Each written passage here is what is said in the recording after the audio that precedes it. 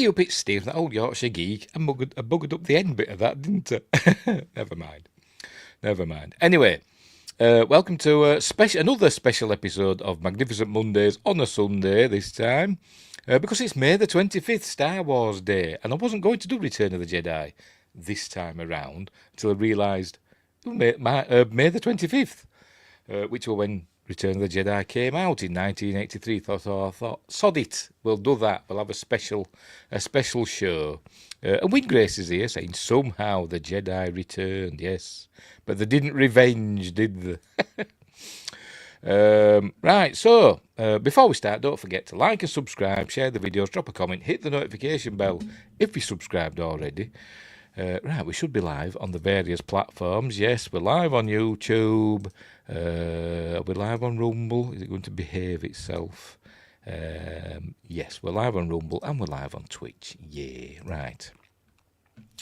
What else? Explore the description for links for stuff like merch and me books.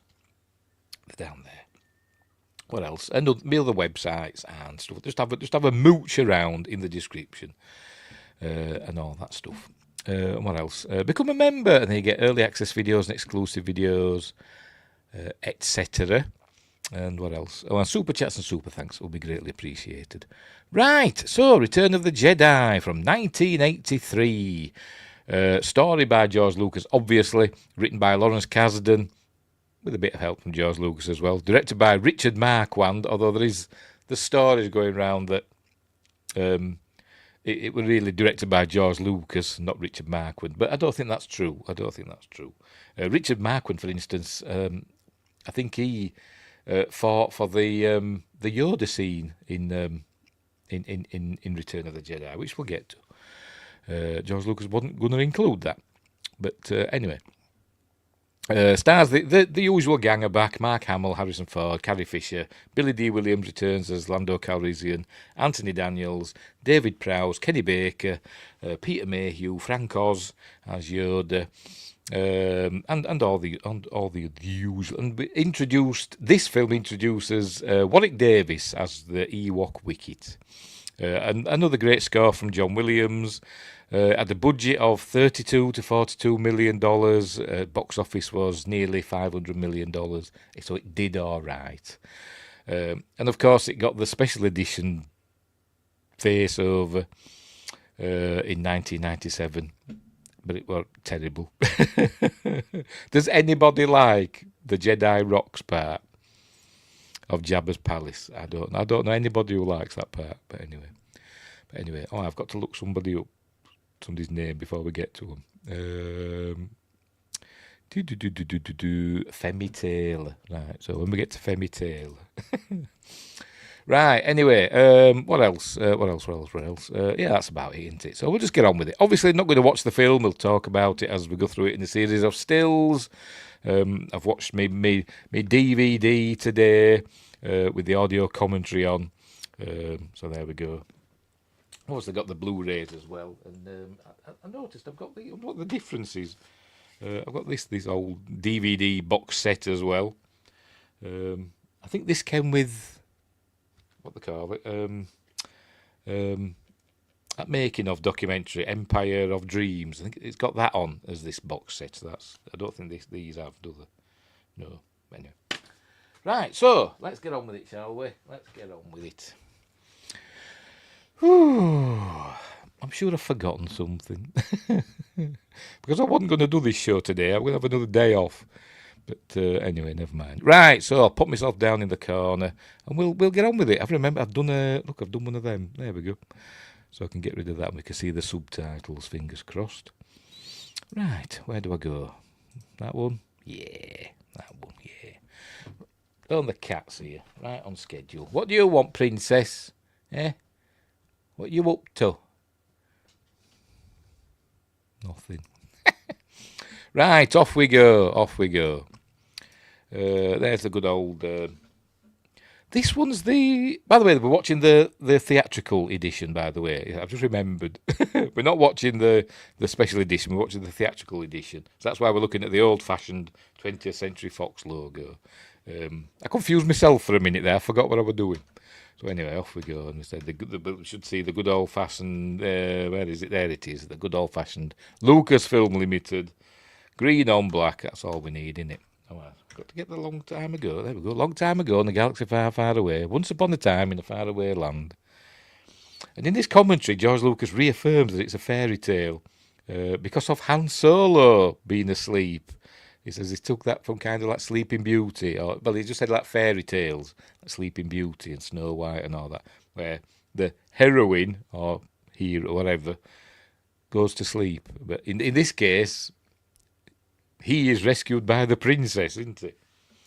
But anyway, that's by the by. Star Wars, Episode 6, Return of the Jedi. Famously, it was going to be called Revenge of the Jedi.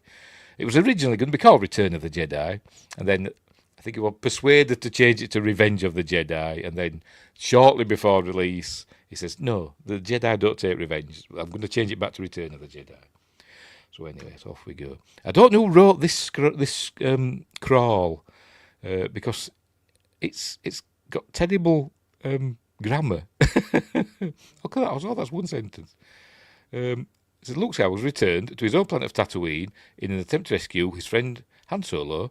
That's just a big comma there and a comma there from the clutches of the Val gangster Jabba the Hutt. Fair enough. I nearly went to scroll. I'm going to got my scroll wheel on my mouse then. Oh dear. Anyway, whatever. Terrible grammar. In this crawl.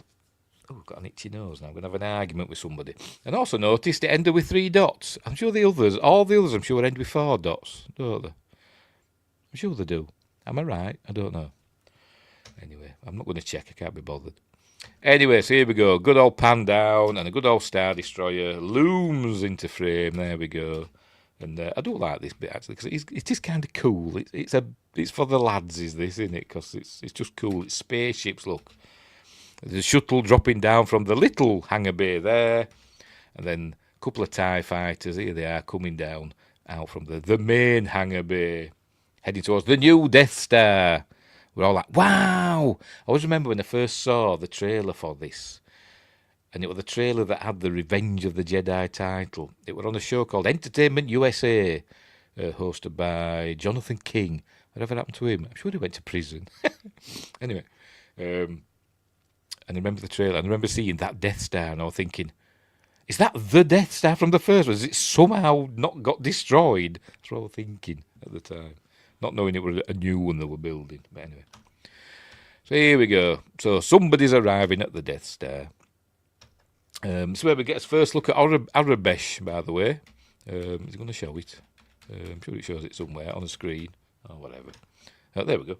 Gets first look at the alphabet of a galaxy far, far away. Drinking game.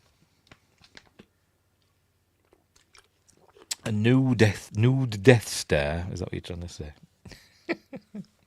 Or is it a new, as in like new Trek? Anyway, right. So he did that, didn't he? JJ. He did new Trek and then did new Star Wars, a new Death Star. Anyway, so, right, what's this planet here, or moon, or whatever? Is that where the parts of this Death Star end up in Rise of Palpatine, episode 9? Is it? Don't know. Oh, pardon me. Anyway, it's Darth Vader. Darth Vader's arriving at the new Death Star that is under construction, as you can see. So here where is it? Oh, there it is, arriving. It's showing that it's really, really big. Even the hangar bay is miles bigger. There's a tiny little shuttle there, look. So here he comes. And inform the commander that Lord Vader's shuttle has arrived. So here he comes. And there's Grand Moff Jerjerrod. I don't think he's ever named that in this. They just call him Commander in this. But in the novelisation, I think he's called Grand Moff Jerjerrod. So he's the same rank as Tarkin. But in this, he's kind of a bit of a bumbler in this and a bit of a wimp. But never mind. Anyway, so here comes Vader. It's apparently the behind schedule, and the Emperor's coming to oversee the final stage of construction, blah, blah, blah. The Emperor's coming here. So anyway, and I always noticed this bit. See if it does it now. He sets off walking, and then he slows down just as the wipe happens. Are you ready? Here it comes. Here it comes.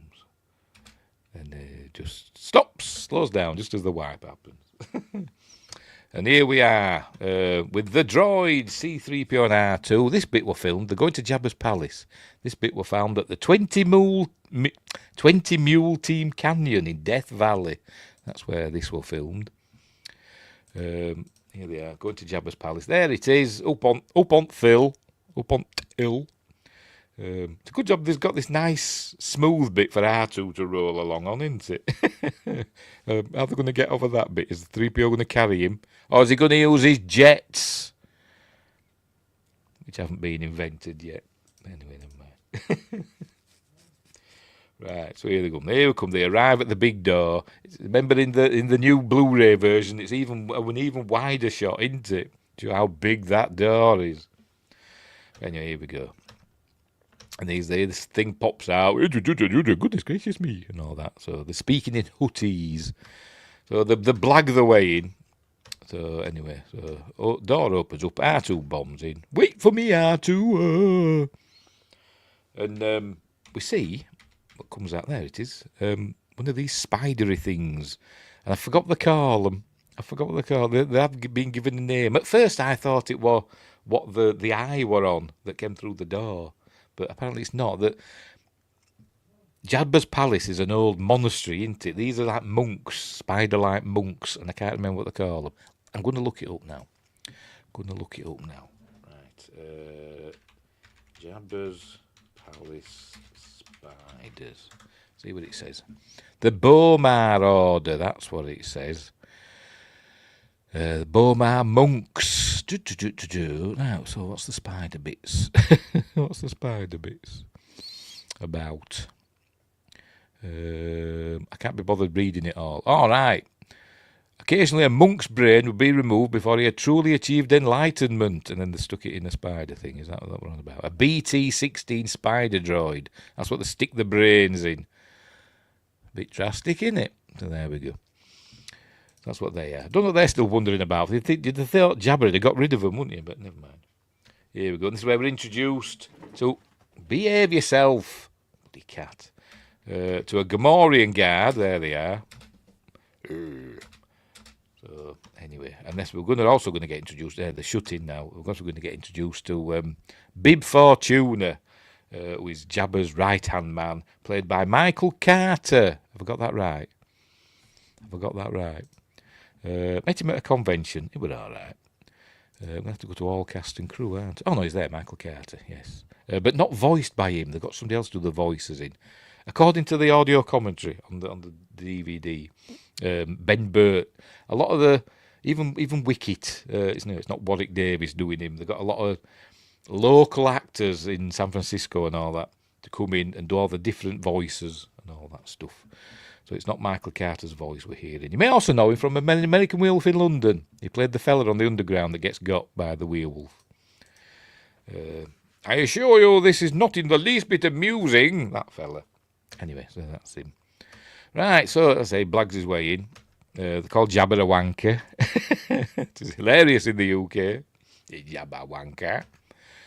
But I don't know what you'd thought. The English crew would have been rolling about laughing, wouldn't they? Unless he didn't actually say that, and that just came afterwards. I don't know, but in the sound edit, I don't know. Maybe he said something else. But anyway, so we learned they've got a gift for Jabba.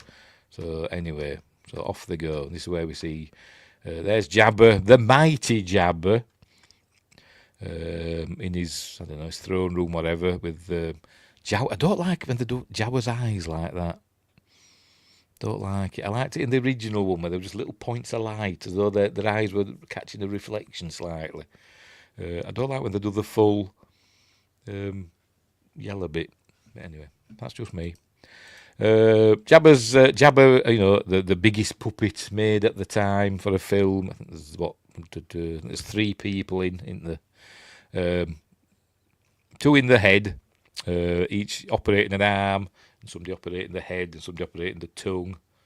And according to George Lucas in the commentary, a dwarf in the tail. That's what he said. That's what he said. And there's a dwarf in the tail. You're supposed to be a little person, George. But anyway, operating Jabba's tail. If you've seen the documentaries, you know what I'm on about. Right. So anyway, in they come. It's all very serene at the moment. So we're going to see a hologram of Luke Skywalker saying that he wants. It's not going to show it. There he is. That he wants. He's come to bargain for his friend Han Solo. Because remember, at the end of Empire, Han Solo was frozen in carbonite and taken by Boba Fett to Jabba's palace. Because he had a bounty on him. I wonder what the bounty was. I don't know. But anyway. But for some reason, Boba Fett's still hanging about. Don't know why, but he's still there. There's Oola, played by Femi Taylor, who came back for the special edition because she's still a stunning woman. I saw her at a convention a few years ago. I'm saying probably about 10 years ago now, to be completely honest. One of the early conventions I went to. I'm trying to think when probably about 2015, so it was probably about 10 years ago. And she was there, and I'd run out of money. And I couldn't get an autograph off her. I wanted her autograph and I'd run out of money and there were no cash machines. And I said, "Are you here tomorrow?" And she went, "No," because it was a 2-day convention. And she said, "No, I'm not." I went, and she wouldn't give me a free autograph. But never mind. Where were we? I've forgotten. Oh, and he's giving it all the no bargain, and all that stuff.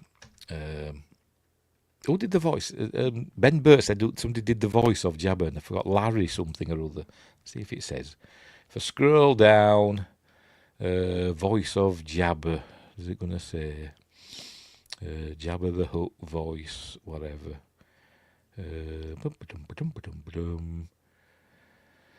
Might not say. I'll be hard, shattered.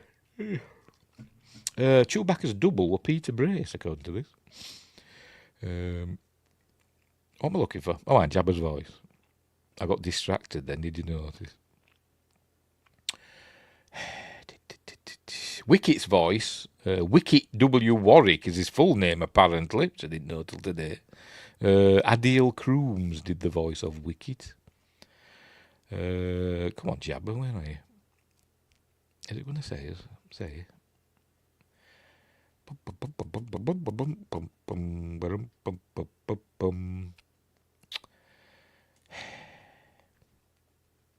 going to have to do a Control F and search.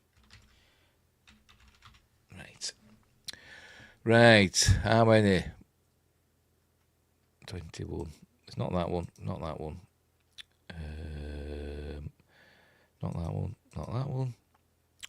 Member of Jabba's gang. No, member of Jabba's gang. Jabba's bounty hunter.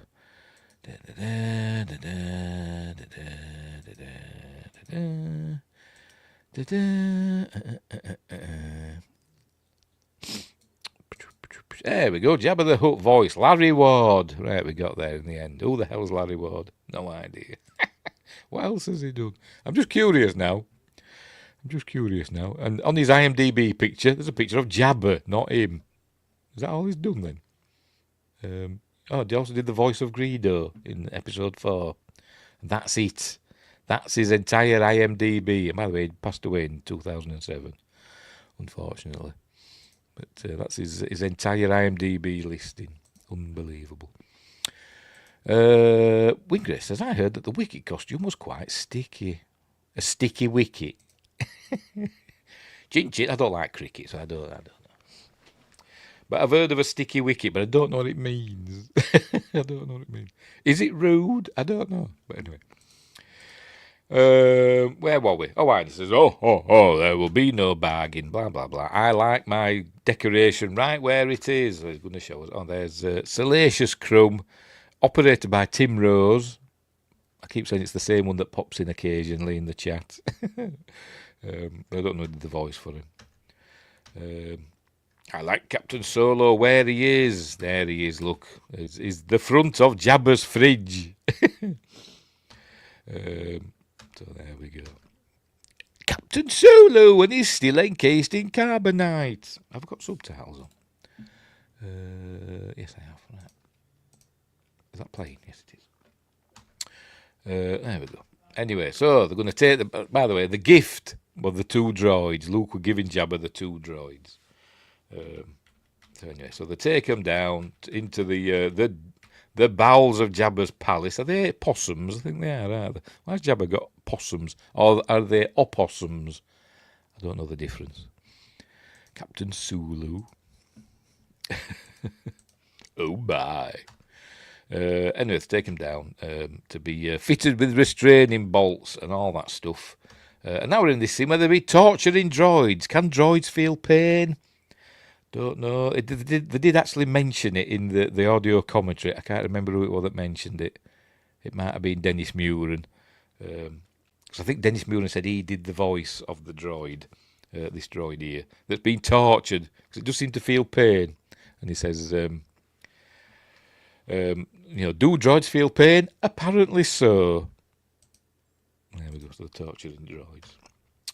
Right, so anyway, so here we meet this droid. Who is Jabba's, I don't know, quartermaster or whatever, frozen with his teacup. That'd be funny, that one. I'm like that one. I like that with his teacup. I'll just taking a drink out of it. Anyway, and this droid is voiced by the director, Richard Marquand. So there we go. So this is where we learn that 3PO is going to be Jabba's new interpreter, because they have been without an interpreter since their master got angry with their last protocol droid and disintegrated him. And then he points in that direction. Hang on, is it going to show it? This protocol droid might be useful. Hang on, it's gone too far. Look, he points that way and disintegrated him. Disintegrated! And then he looks the opposite direction. Look, that way. At this poor droid being pulled apart. Tell you, it's like a horror film. It is. It's like a horror film. But if Asimo's watching this, remember that robot? Is it still knocking about, Asimo? It's probably throwing up if it watches it. Anyway, so they're going to fit him with a restraining bolt and take him back up to His Excellency's main audience chamber. That's what it's called. See, I'm remembering it by the script. We learn that R2's feisty and he's going to go and work on Jabba's sail barge. And we don't see him until then. Oh, look, I've just noticed that. Never noticed that before. A poor little R2 unit in the back, all knackered. And fitted with some sort of hose there. I don't know why. Poor thing. Anyway, right. Oh, and here we go. And then we go. Oh, and because this is where we get to the proper music. So I'm going to play it. Not the silly bloody thing. The Jedi rocks from the special editions. We get the proper song.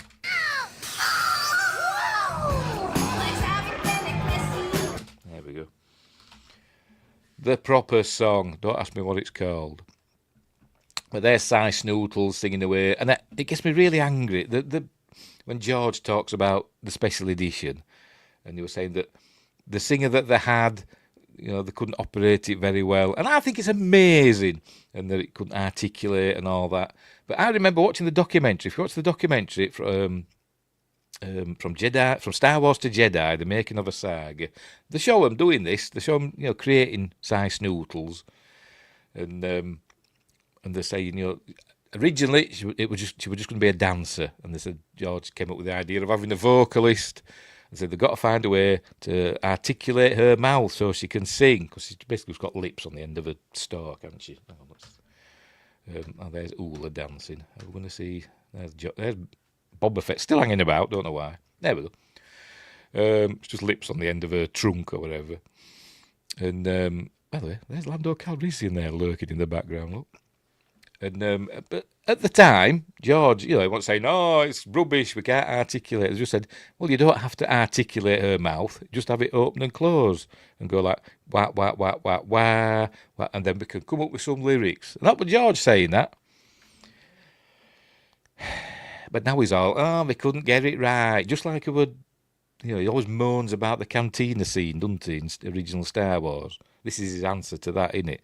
I think the cantina scene was fine in Star Wars.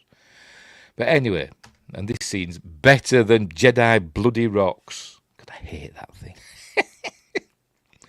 But anyway, so there's Oola dancing away. There we go. and I don't know who she is, but she's dancing. But Caroline Edwards, I think it said. Sure, I saw it somewhere. Oh, I'll never find it. Never mind. Is she a Twi'lek as well? Because she's got things down the back of her head as well, hasn't she? I think. Anyway, whatever. But Jabba's feeling a bit flirty, and he's wanting Oola, and so he's there we go. So he starts licking his lips and all that, and he's pulling her because she's on a chain. Because it's for kids.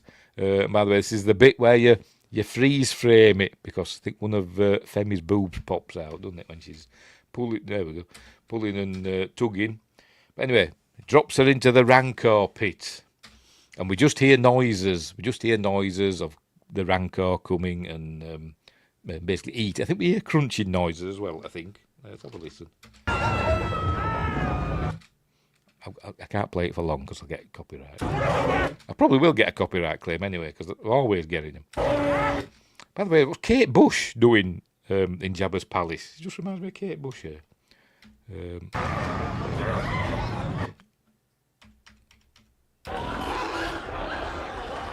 Yes, you can hear noise. She's been eaten by the Rancor. But in the special edition, the one bit that I thought were good, you actually saw her she came back and filmed that little bit, didn't she? And she came back and you saw her in the pit. I know it wasn't really necessary, but it was nice. You saw her in the pit looking scared, and then the Rancor coming. But you didn't see her get eaten or anything like that. Anyway, while all this is going on, they get distracted. Jabba eats some live food. We know he likes his live stuff, as we saw in the Phantom Menace. But then we hear a noise. We hear a gunshot, and one of Jabba's guards runs up to see what's going on. This fella, hang on, where is he? There he goes running up. But notice he don't get pushed away by a bounty hunter. He gets pushed away by Chewie. If you watch the arm that pushes him away is a Wookiee's arm. I hope it is now I've said that. As I go through a frame at a time, because I don't want to miss it. There we go. So Wookiee's arm that pushes him away. Anyway, the mighty Chewbacca has been captured by Boosh. There's Boosh, a bounty hunter who speaks a different language. Is that a Jedi there? That Michael, not Michael Mike, yes, no. Jason Voorhees Jedi. There, it looks like it, doesn't it? How bizarre. Just behind Kate Bush there. There's Bush, who were voiced by the woman that did the voice for E.T. Pat somebody or other, I can't remember. I'm not going to look, because I'll be here all night if I look up all the names. But the woman that did the voice for E.T. did the voice for Bush. Basically, hey, Yoto, and that's all she says, basically, isn't it? But we knows in there, don't we? I'm not going to tell you yet, in case you haven't seen this film. By the way, there are going to be spoilers for this.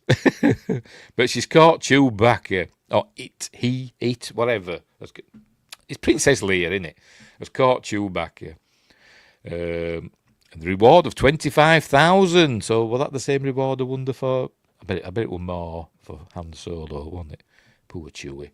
But Bush wants 50,000. Oh, 50 out too. He's got to ask why. He says because he's holding a thermal detonator. Ah, no.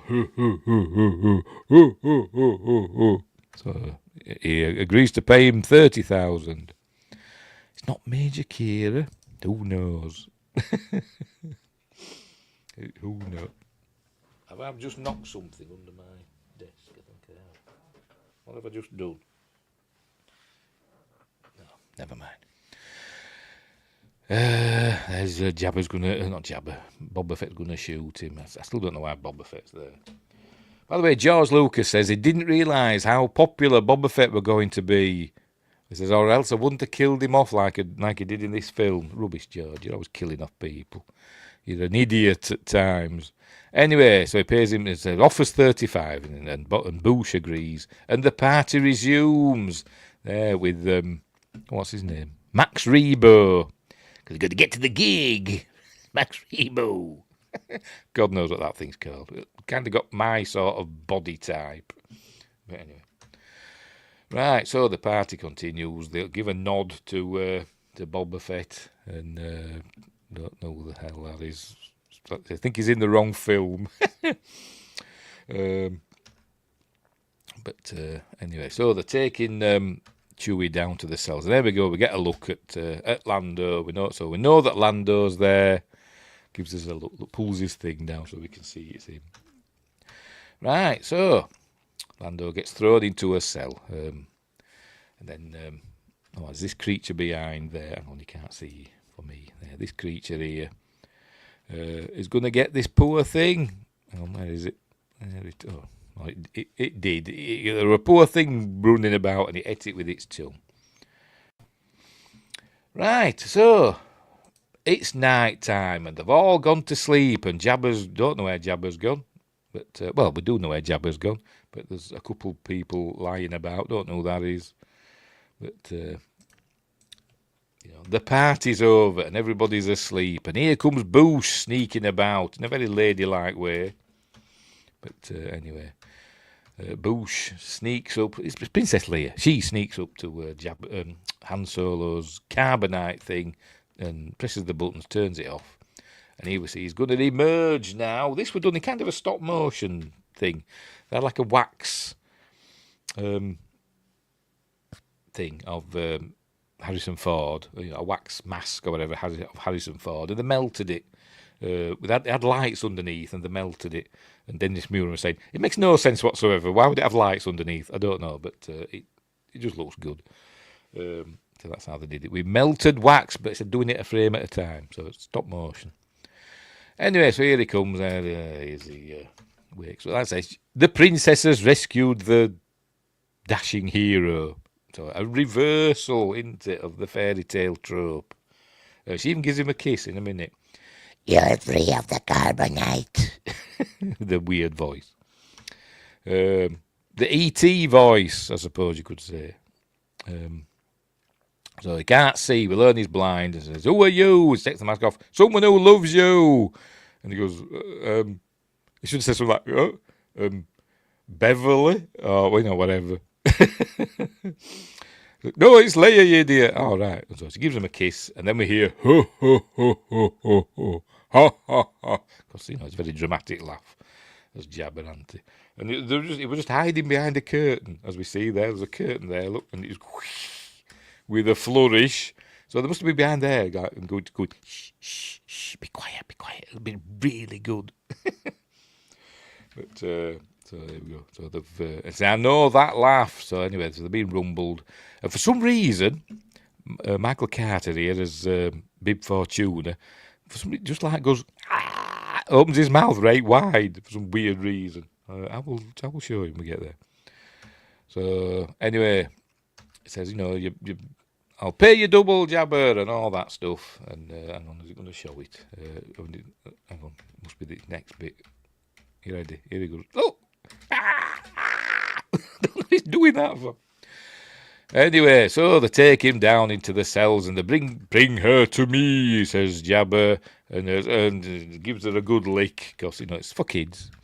And, I can't bear to watch. And they throw Han in with the same cell as Chewie, and all that. And Chewie tells him that Luke's coming to save him, and all that. And here comes Luke, opens up the doors. I assume he opened the doors with the Force, and he's just coming in there trying to stop him. And he uses, is it like a Sith thing? Does he kill him here, or does he just throttle him a little bit, just to knock it? Does he just knock him out? I'm guessing he just knocks him out and don't kill him. That wouldn't be very Jedi-like, would it? But anyway, so here he comes. What's his face? Bib Fortuna intercepts him. Luke Skywalker, Jabba Nabatawatu, and all that. So it gives all that stuff, doesn't it? And to use a Jedi mind trick on him, and he says, I must speak to Jabba now, Tatu Jabba now, and all that stuff. So then, so they wake up Jabba. So he says, I'm a Jedi. I've come for me mates. So don't mess with me. So they're all laughing. Ha ha ha! You're rubbish.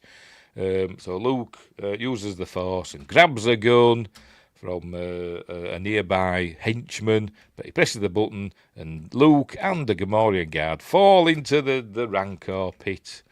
And there we go. I'm guessing Luke knew all this was going to happen already. I don't know, but anyway. So this is where we're going to meet the Rancor now. Here it comes, the Rancor. Operated by Phil Tippett. It was originally going to be a not full size, I mean a human size. A man in a suit, that's what originally. It would be Phil Tippett in a suit, like Godzilla or whatever. One of them things, but they decided it didn't look very good, so they went with a 18-inch, puppet, hand puppet essentially, and filmed it in slow motion, so it looked menacing. So it's cool. Anyway, luckily it gets the Gamorrean guard first and eats the Gamorrean guard like that, and Luke's like, "Oh heck." So anyway, it picks up Luke and he shoves a bone in its gob. And I don't like the Jabbers with eyes like that. Don't like them. Just don't. Anyway, let's make sure we're still all right.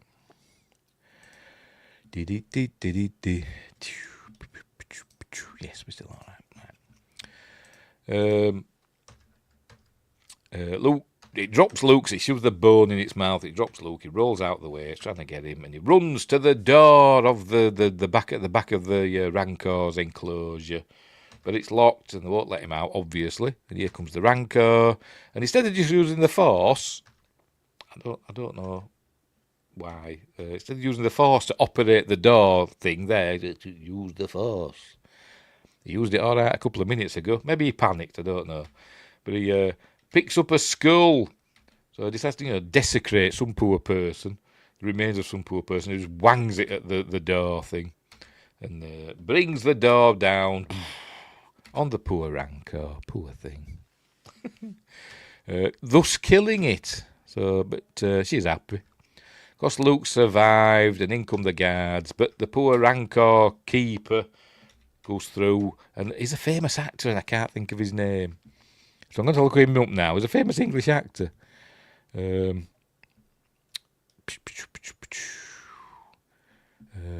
don't know what it'll be under. I'm going to have to control F this bugger and all that, because I can't remember his name. I'll just type in Rancor. Oh, there we go. That's not what we're thinking of. Malakili, apparently. Paul Brook is the name of the actor.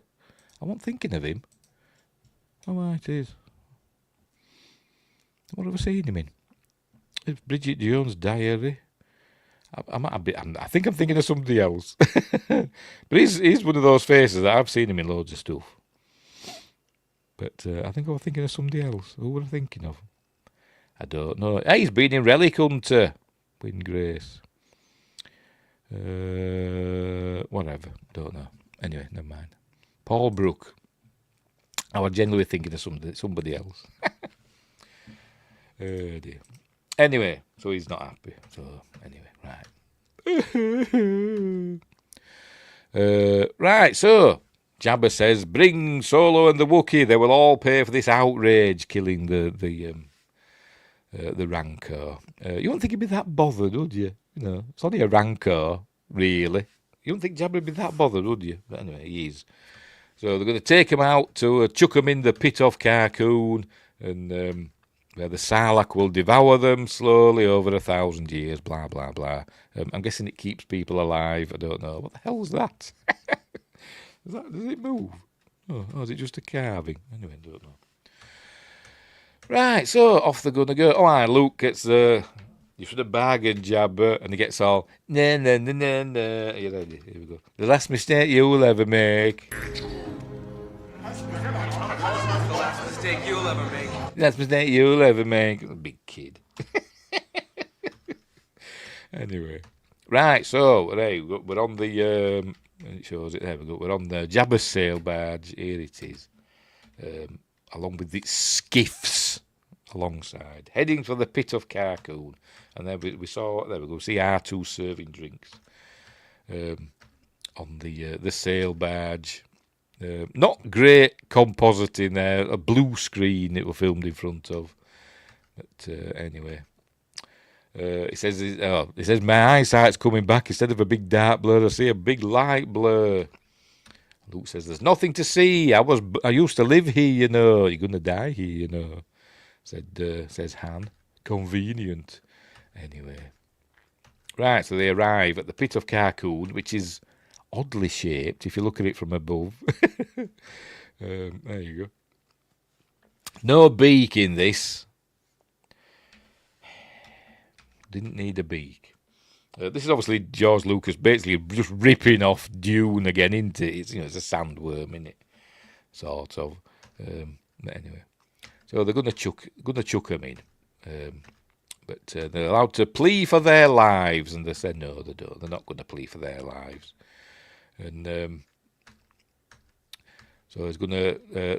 What's his face? R2's got Luke's lightsaber, one that is built himself. There a deleted scene of Luke building his lightsaber. That's why it's got a green blade.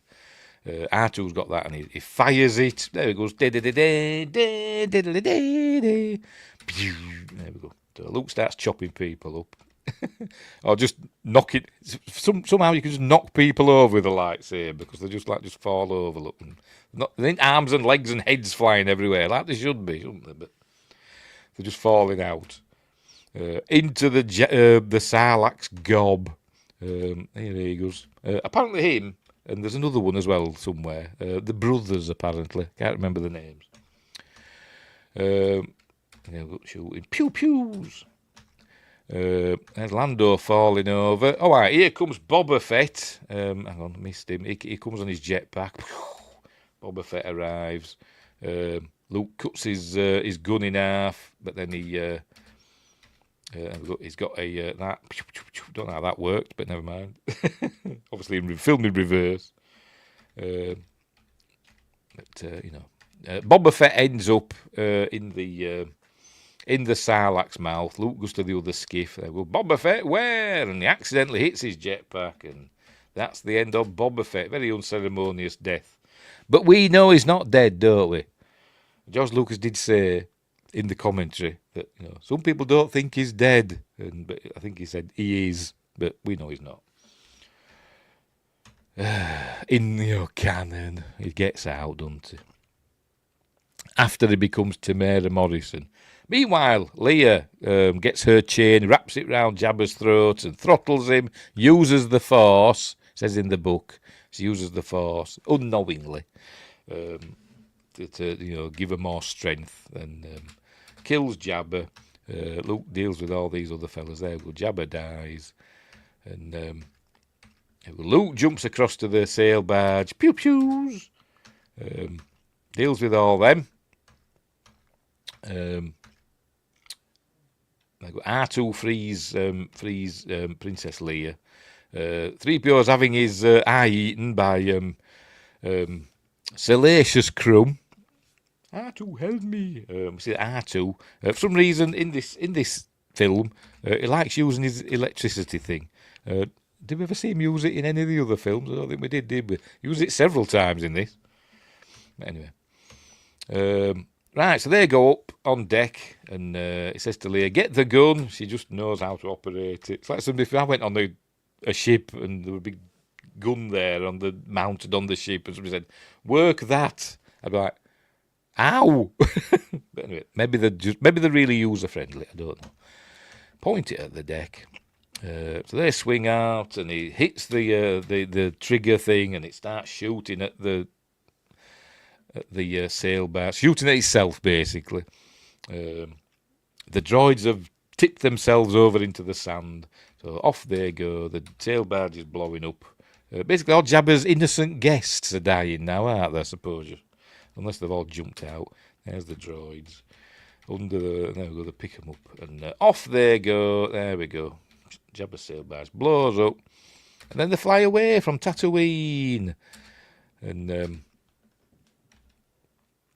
the Falcon goes one way, and Luke goes the other, because he's got to go back to Dagobah, because he's got a promise to keep to an old friend. So, by the way, he got his hand injured. I forgot to mention. I'm going to show it. There we go. He got shot in his hand. There we go. So it's slightly injured, but it still works. It's fine. Right, so off he goes to Dagobah. Then we arrive back at the new Death Star. Lots of TIE fighters suddenly bombing about because the Emperor's arrived. There we go. The Emperor's arrived on his shuttle. He should have a bigger, snazzier shuttle, shouldn't he, the Emperor? But anyway, he doesn't. Got all the troops out ready. Is that a probe droid there? I don't know. Lots of troops out, and all the troops in the background. I think like the ones, maybe ones in the foreground are real people, but all these troops, all these in the background, it's a painting, a matte painting on glass.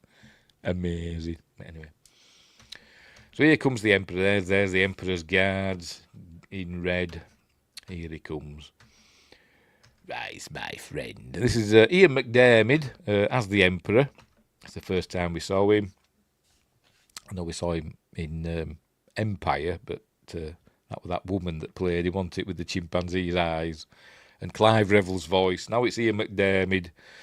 Who was quite a young fella. I'm sure he was quite a young fella when he played him. He's in his 30s. I'm probably going to be wrong now, but hang on, let me see. This was 1983 when this came out, wasn't it? So born in 1944, so 44, 54, 54, 74, 75. Yeah, they were 39 when this came out. So they were lucky there, really, wasn't it, with George Lucas, that he cast a youngish man to play, an old fella, because it came round when they decided to do the prequels. He could get Ian McDiarmid back to play an older version of him, not a younger version, but look older, if you know what I mean, of himself. So anyway, I think he dropped lucky there. Anyway, we learn about Luke Skywalker and turn him to the dark side and all that stuff. Blah blah blah blah blah. Everything is proceeding as I have foreseen. Ha ha ha. The Death Star, by the way, will be completed on schedule. Right, Luke's arrived back on Dagobah. Obviously, he's landed fine. He hasn't crashed it this time. Because he had a hell of a job last time, didn't he, in Empire? But he's fine this time. Is it because he's stronger with the Force? Don't know. But he's arrived back at Yoda's hovel. And we learn that Yoda's not well. I don't know how long he's supposed to have been gone, Luke. Is it supposed to be 3 years? Is it 3 years between each film? I don't know. So will Han Solo in carbonite for 3 years? I don't know. Anyway, so he's saying he's not well. He says, "You look fine." He says, "Oh, I'm not. I'm dying." "Oh, what have I become?" And all that stuff.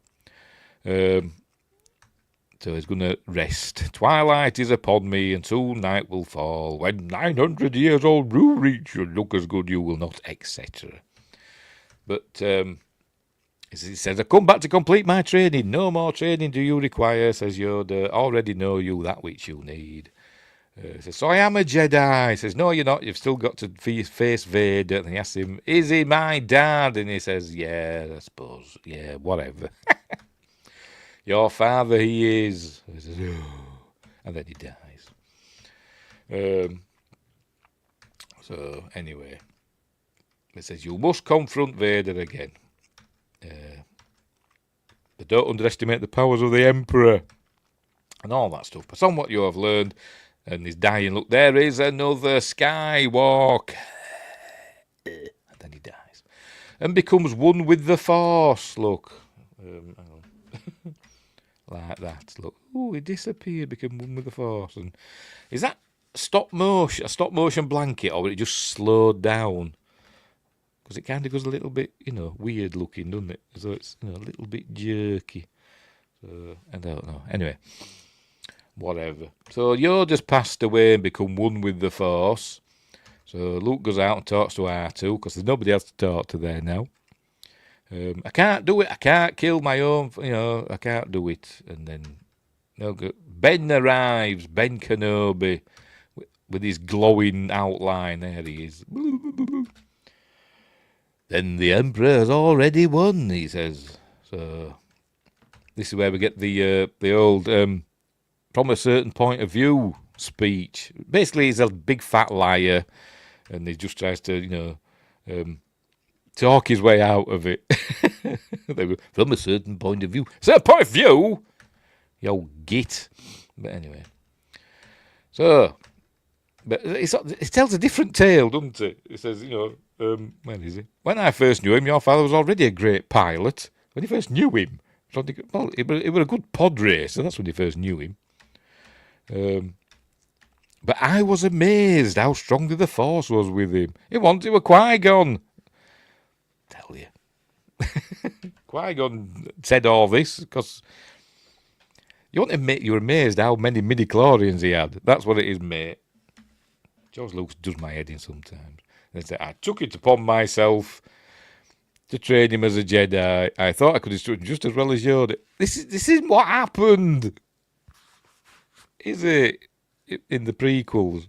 George doesn't even know. He doesn't even know his own stories. It's worse than J.J. Abrams. I'm kidding, obviously. I'm kidding.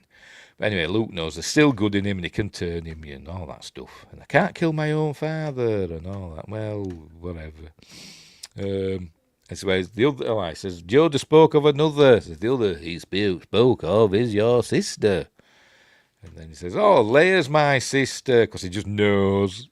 And then he'll be thinking, ooh. But anyway. Thinking I had carnal thoughts about my sister. But, bury your feelings, because, the Emperor could use them against you. Just okie dokie. Then we cut to the rebel fleet massing near Solust. Which is cool. Yeah, we've got a blockade runner, another one there. There's a big Mon Calamari cruiser and the medical frigate and some cargo ships. And it's all cool and loads of fighters bombing about in between.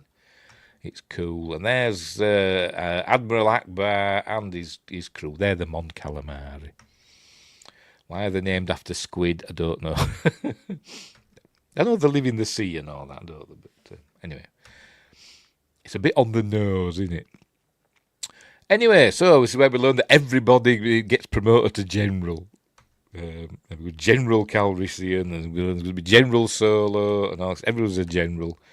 And here's, I forgot her name now. Caroline Blakiston. Caroline Blakiston. I forgot that right.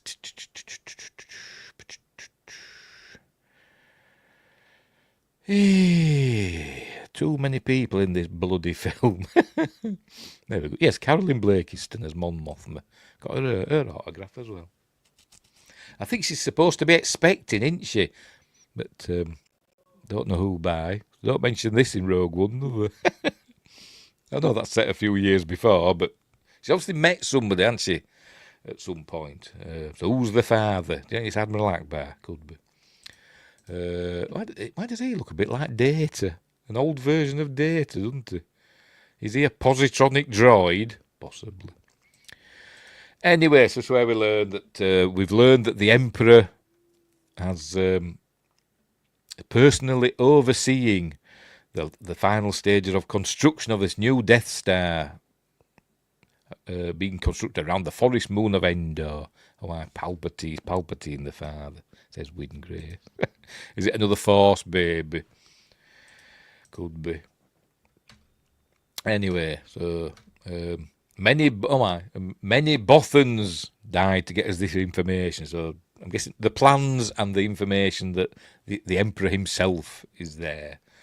So many Bothans died to. There we go. But most importantly, I've learned the Emperor is there. Many Bothans died to bring us this information. What do Bothans look like? I have no idea. I'm sure somebody does. Anyway, right, so Admiral Akbar takes over and just repeats himself a lot. The dialogue here is absolutely bloody awful. Here you can see the Death Star orbiting the forest moon of Endor. Now, though the weapon system on this Death Star not yet operational, the Death Star, I keep saying Death Star all the time, Death Star does have a strong defense mechanism. It is protected by, an energy shield, which is generated from the nearby forest moon of Endor. You said that a minute ago, you don't need to say nearby forest moon of Endor twice. And whatever. So there we go. Cool graphics, by the way. George Lucas in the commentary was saying, they had better computer graphics for this than they did, because this is actually CG. Like what they had in, A New Hope. So anyway, so they're to go to Endor, and they're going to, because it's not finished. Instead of they've obviously, there's not going to be the exhaust port that's the problem this time, but it's because it's not completed. They could just fly into it because it's got big openings and stuff. Must have had a brand deal. Yes, they must, with the Endor Corporation and the Death Star. Anyway, Death Star Inc. LLC.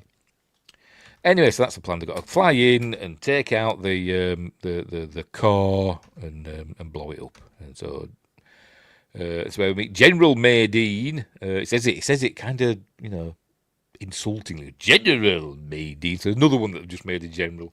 Well, apparently, what an Imperial officer that defected, didn't it? Apparently, General Maydean. There he is. It's where we learn is they've got a shuttle that's going to knock out the shield generator and all that. Ooh, that sounds dangerous. Who's going to do that? General Solo, because everybody's a general now. I bet he's a general as well. I bet Chewie's a general. She's a general. Well, she becomes one, doesn't she? Not long after. I bet this is where she made a general. Even 3PO and R2 are generals. They're all bloody generals. So the Rebel Alliance, it's like Oprah, innit? You can have a general. You can have a general. You're a general. You're a general. Everybody's a bloody general. Anyway, right, so they're all going. And Luke arrives back. General Skywalker, I imagine, has arrived back. And he's going and all. And another cool matte painting. This is all a matte painting, apart from the little bits where there's people walking about. And they're just like, you can see there. It's like little cutouts of the painting where they just add people walking about. Grand General, well, they made him a bombard general. Everybody gets to be a general in Star Wars, don't they? Anyway. Right, so apparently Lando's taking the Falcon. Everybody's texting, I mean it, take her. She's the fastest hunker junk in the galaxy and all that stuff. But he thinks he's not going to see her again. But I'll bring her back, not a scratch. Anyway, right, so Chewie's uncomfortable in his seat, but they're getting ready. That's what he's saying. I've got the feeling I'm not going to see her again. Because in the original script, the Falcon were going to get destroyed. I'll show you it now, actually. I'll show you it now. I've got the original script here. I will drag it across to show you. There it is. There it is. Oh, you can see there. This is the end of the film. An X-Wing piloted by Wedge Antilles races out the exploding superstructure and whizzes towards the Sanctuary Moon, but the Millennium Falcon is not fast enough as it explodes with the Death Star in a supernova of glory. And down there, the Han whispering to himself, Lando. So, there you go. All except Han Cheer, as the 30-year-old Starship pilot, feels a deep personal loss. Oh, he's a 30-year-old in this. So anyway, there you go. There you go. But anyway, so it wasn't supposed to see the Falcon again. But they changed their mind, didn't they? Everybody's fine. Right, so off they go. Off they go to into hyperspace. Then we're back at the Death Star. The flat Death Star. We'll get to that later.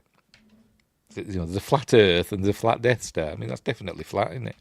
But the Emperor's gaff is on top of this spire. George Lucas says this is supposed to emulate or be inspired by the Jedi Temple, or is it mocking it? I don't know. Whatever. But George Lucas says it's based on that. It's in. He hadn't even thought of the Jedi Temple. On Coruscant when he did this. Well, he might have thought of fleetingly, but, I really haven't thought about what it looks like. Anyway, so it's in there. This is the Emperor's gaff with his some of his minions with him. Right, and there's Vader saying, your work here is finished, my friend. Return to the command ship and wait for my orders and all that stuff, as you wish. Right, so the shuttle arrives. Here it is. They've got a code to get through the shield.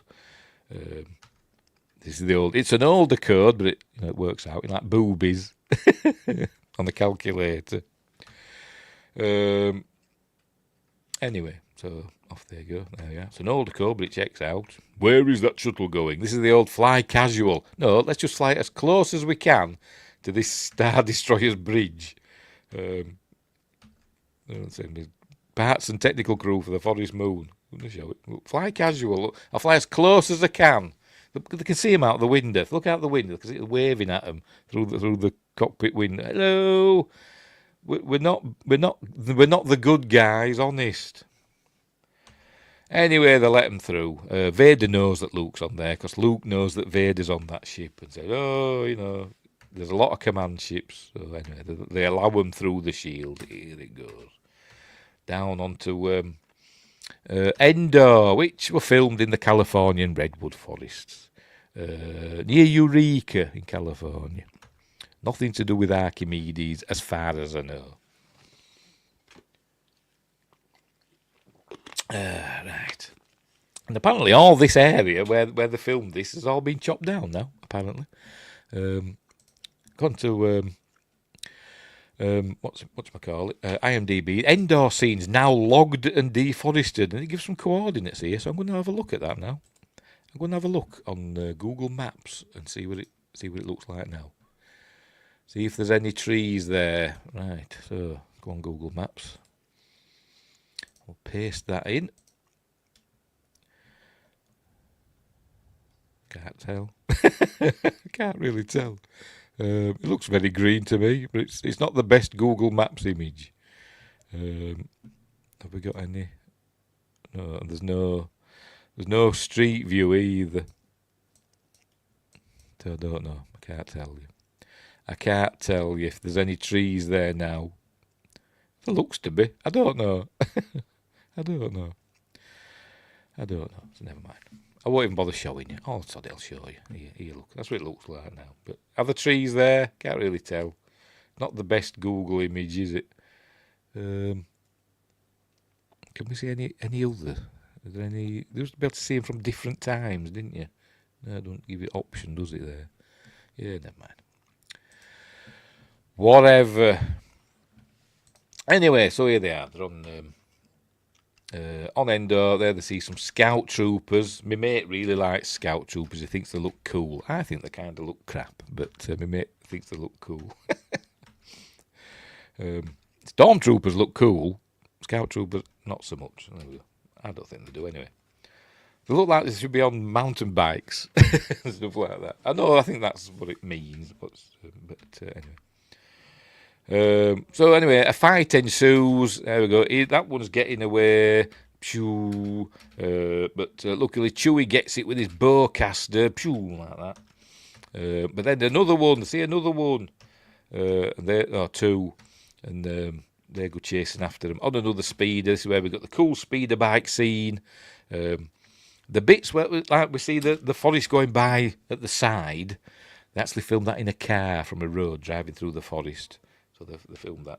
The bits that we see from the front or behind, them scenes were filmed with a Steadicam. The chap that invented the Steadicam walked slowly through the woods, filming 1 frame per second. Obviously, when you play it at normal speed, it looks like they're going really fast. And apparently, sometimes you can see string at the side of the road or the side of the path. I can't see any. Dennis Muren said you can sometimes see string. They put a line of string about 6 feet above the ground, and so that because obviously the forest surface is undulating. It's not flat, is it? So that the fellow that operated the Steadicam, he kept it level with the string, kept the camera level with the string. So, but I can't see any.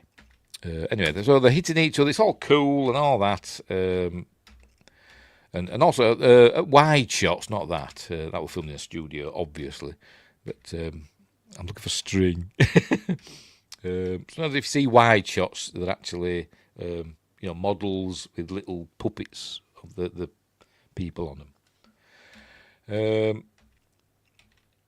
There's a bit here. Hang on, is it this bit? Hang on, it might be the next bit. They go around there. There we go. And Luke's doing something weird here. I don't know what he's doing.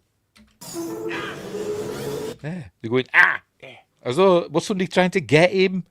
Well, there's supposed to be somebody there. George Lucas said, or Richard Marquand, whatever said, somebody's getting you, but we'll have them later. But they didn't bother because he's like going Or he's supposed to get some twigs in his mouth or something. I don't know. But anyway, they're chasing after this other one. I think some more arrive as well in a minute. Oh, there we go. Keep on that one. I'll take these two. So there we go. He takes them out. And Leia goes after the other one. I think this is where we see under the puppets. It's like a rod puppet. Is it this one? He gets his gun out and he takes it like that. That's a puppet man. Instead they're operated on a rod to make them move up and down like that. And that's a puppet of Leia on that one. Anyway, there we go. It's all cool. But he crashes because he's an idiot. There we go. Anyway, he's obviously never played 3D Death Chase on the ZX Spectrum. Pardon me. Which came out probably the same year as this. I think it was inspired by this. 16K game on the ZX Spectrum. Amazing. Anyway, meanwhile, Luke's dealing with this other fella. They get do a similar thing here. What happens in the pod race, with Anakin and Sebulba. They get tangled together, look. But anyway, Luke chucks himself off, so to speak, and then uses his lightsaber to deflect the blaster bolts. There we go. And he chops the front off the front stabilizer off that, and it just spins to his death. There we go. So there we go. Right, so it's got to go back now. That's that dealt with. By the way, they jammed their comm link so they couldn't warn anybody. There we go. Leia's not come back, so they've got to go looking for her. So they send the rest of the squad, because it's not just them there. There's a big squad with them, which may or may not include Captain Rex from Clone Wars. But anyway, that's by the by. They're going to go off looking for it, and they send the squad. We'll meet you at the coordinates later, or whatever. So this is where we're going to meet an Ewok. This is Wicket, played by Warwick Davis. Not Warwick, Warwick. Not blinking either. They made him blink, didn't they, in the new ones. And Randall Wong's here. Scout trooper, victim of distracted driving. Indeed. Not paying attention, was he? But anyway. Right, so Leia's found, he's found Leia, and there we go. So she's obviously not, what's the word? Threatened. She's not threatened by him. She doesn't feel threatened by him. So she just gives him some food, and then he sniffs the air. Something's going on, and there's a troopers out there taking pot shots at him after she takes her hat off. Look, it's a hat. But then they're going to get pot shots taken at them any second now. Here we go. I always try to think, can I? Every time I watch this, I think, can I remember where the blast comes? Because a laser comes out of the trees, and I can never remember exactly where it comes from. where is it there, or is it there? Let's find out, kids. In a minute. You're going to show it again. Oh no, it's in a minute, isn't it? It's in a minute. Here we go. Oh no, is it there or there? Oh, it was the other side. Anyway, whatever. Oh, did it? Anyway, right, so some troopers catch it. There we go, some scout troopers. I still think they look poo. My mate loves them, but I think they look rubbish. Get your ride, take it back to base. Yes, sir. And but they get distracted again, and she basically kills them all. There we go. Easily killed. She just hits him with a bit of wood, and he never gets back up again. The other one she kills with lasers. and all that. And the Wicket takes her off to his village, his village. Basically, Ewoks are Gungans. Because he just repeated himself. It's not poetry, it's just repeating yourself, George. Anyway, right, so we're saying a small rebel force has landed on Endor. I know, but my son is with them. Oh, I didn't know that, he says. Anyway, bring him before me and all that stuff. Right, so they don't know where Leia is. They find the wreckage and all that stuff and a helmet.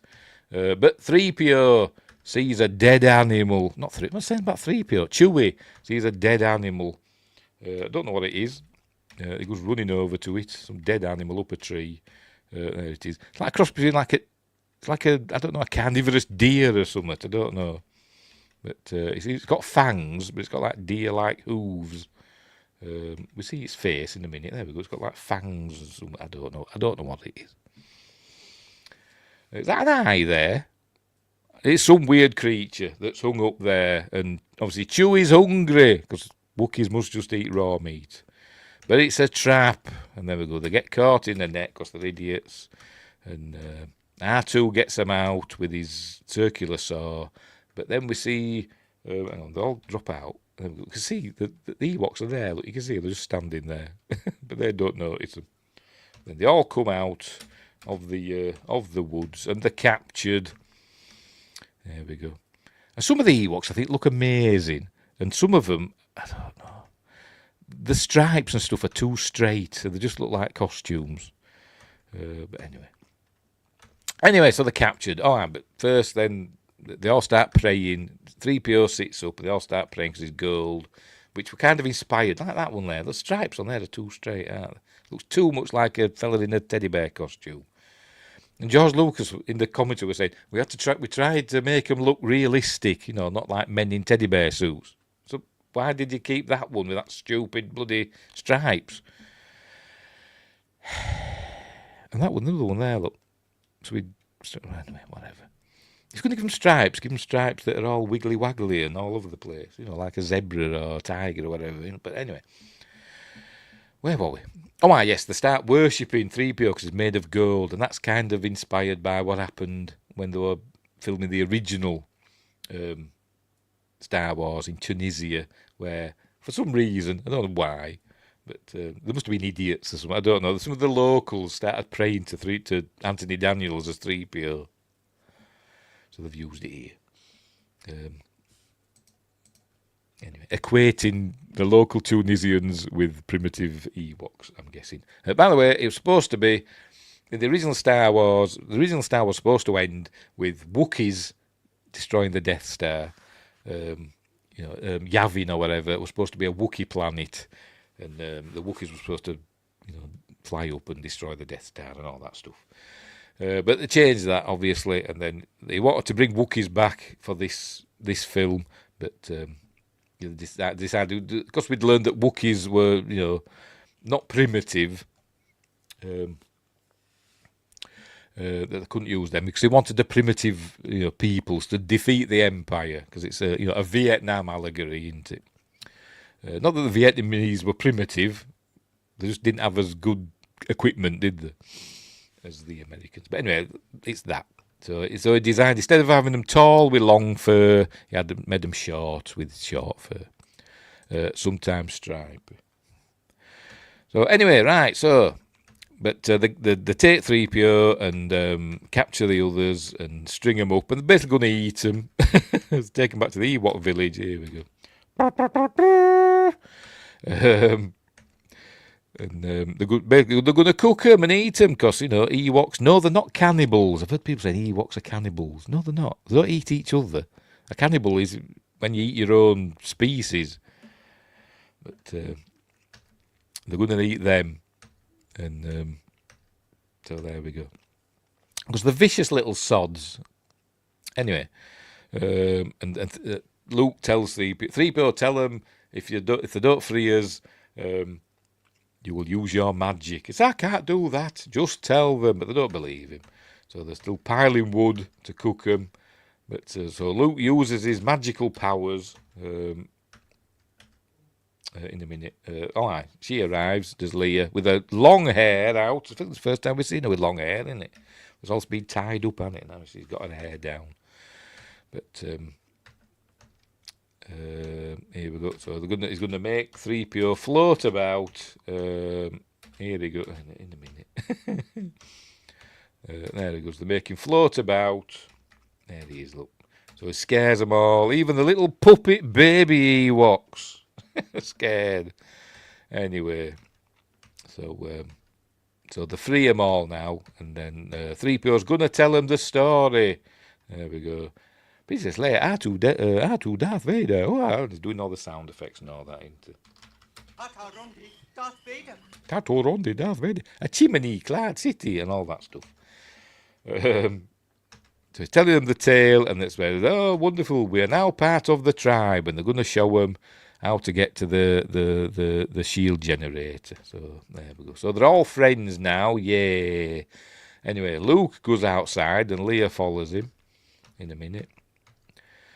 While Han's trying to sort out how to get some supplies off him. There you go. And Luke's going to tell her that Vader's here on this moon, and she tells, run away. She says, I can't, it's my destiny and all that. And you're my sister. And she like goes, but we kissed. Never mind, you're still my sister.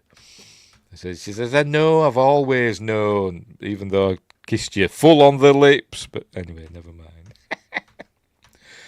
So he says, I've got to go and try and turn him back to the good side. And so off Luke goes to confront Vader. And she's not happy. And Han comes over and says, what's up? He says, nothing, because she's a woman. She says, I'm all right. Leave me alone. And so he gets the ump. But he's got to apologise, even though, she's been a woman. But then she says, hold me. Oh, yeah, whatever. Anyway, then we have this cool scene, but I think it's lit on the wrong side, isn't it? Unless there's another moon. We see the Death Star above Endor. It's obviously night time in this part of Endor. But so what's illuminating the Death Star up there? It's obviously not the sun, is it? Or this would be daytime, wouldn't it? So, or is there another moon up there illuminating this part of the Death Star? I don't know. Anyway, a shuttle's landing. Here it comes. I love this shot, by the way. Oh, I forgot to mute it, didn't I? I love this shot, by the way. See, an AT-AT. It's not an AT-AT, it's an AT-AT arriving as well. At this docking station for AT-ATs, look. It's cool. And here we see Vader's head pass through this. Look, if you watch it, look, his head passes through. Look. Like magic, isn't it? Like magic, it goes through the shuttle. Go on, go back. Why are you going back? Because I'm pressing the wrong button, that's why. Look. Like magic, goes through the shuttle thing. Anyway, whatever. Right, so they've caught Luke, although he surrendered to them, and we suspect that there's others out there. So it says, conduct your search and bring his companions to me. Okie dokie. There you go. So Luke's talking to him, calling him father. Okay, so you accept that I'm your father. I accept that you were once Anakin Skywalker, my father. That name no longer has any meaning to me. Anyway, so it's a bit awkward, this conversation. Activates Luke's lightsaber. Is it still on Bespin? Has I forgot her name now. From Force Awakens. Maz Kanata. Has she got it already? I don't know. But who knows? Where the other one is. Anyway, so he's going to take him to the take him to the Emperor. You don't know the power of the dark side. And Luke says, I can feel the good in you. Says, no, you can't. Yes, I can. No, you can't. Take him to the Emperor. But we can see, look, there is the struggle within. We can see just by that. No words necessary. Meanwhile, it's daytime now. That's them taking Luke up. Look, there they go. That's Luke and Vader heading back up to the Death Star. That's the main entrance. Is on the other side of that landing platform. But Warwick Davis, I don't know why I said that, Wicket, knows another way. They've got a secret entrance. Sorry. I just like the music in this bit. They're all getting ready to head to the Endor system. So they're all going to go into hyperspace and all that stuff. So are you ready? You ready to jump into hyperspace? All right, stand by. Okay, stand by. Here we go. Cool, innit? Super cool.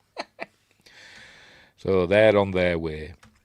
Right, so here you go. Back door, eh? That's handy because it's easier to build a little back door and build all that other stuff full scale.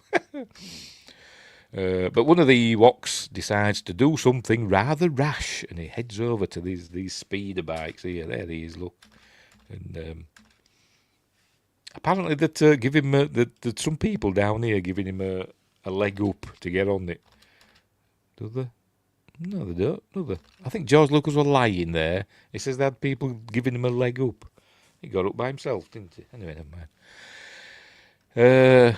It knows how to operate a speeder because it just sets off. It sets off. Here they go. Look, it knows what to do. They're clever little things, aren't they? And all the others, except one, head off after him. There he goes. This is one of the scenes, he says, where you can see string. I can't see any string. So I'm looking. I'm looking for string. Because he said, did Dennis Muir, and if you look on this shot, you can see some string sometimes. I can't see any string. I'm not sure where I'm supposed to be looking, to be completely honest. I can't see any string. Never mind. Anyway, so he's chasing, but he's, they're getting him away. And he's fine, He grabs a vine, look. Grabs a vine and escapes, and off they go. Right, so, here we go. They catch the other fella, and look, that's supposed to be Captain Rex from the Clone Wars. People have said it is. And I think Dave Filoni has said, why not? Why not indeed? Why not indeed? Obviously, it isn't. When this was made, they didn't think that's going to be Captain Rex, a clone troop, because they hadn't even thought of them, had they, by this time?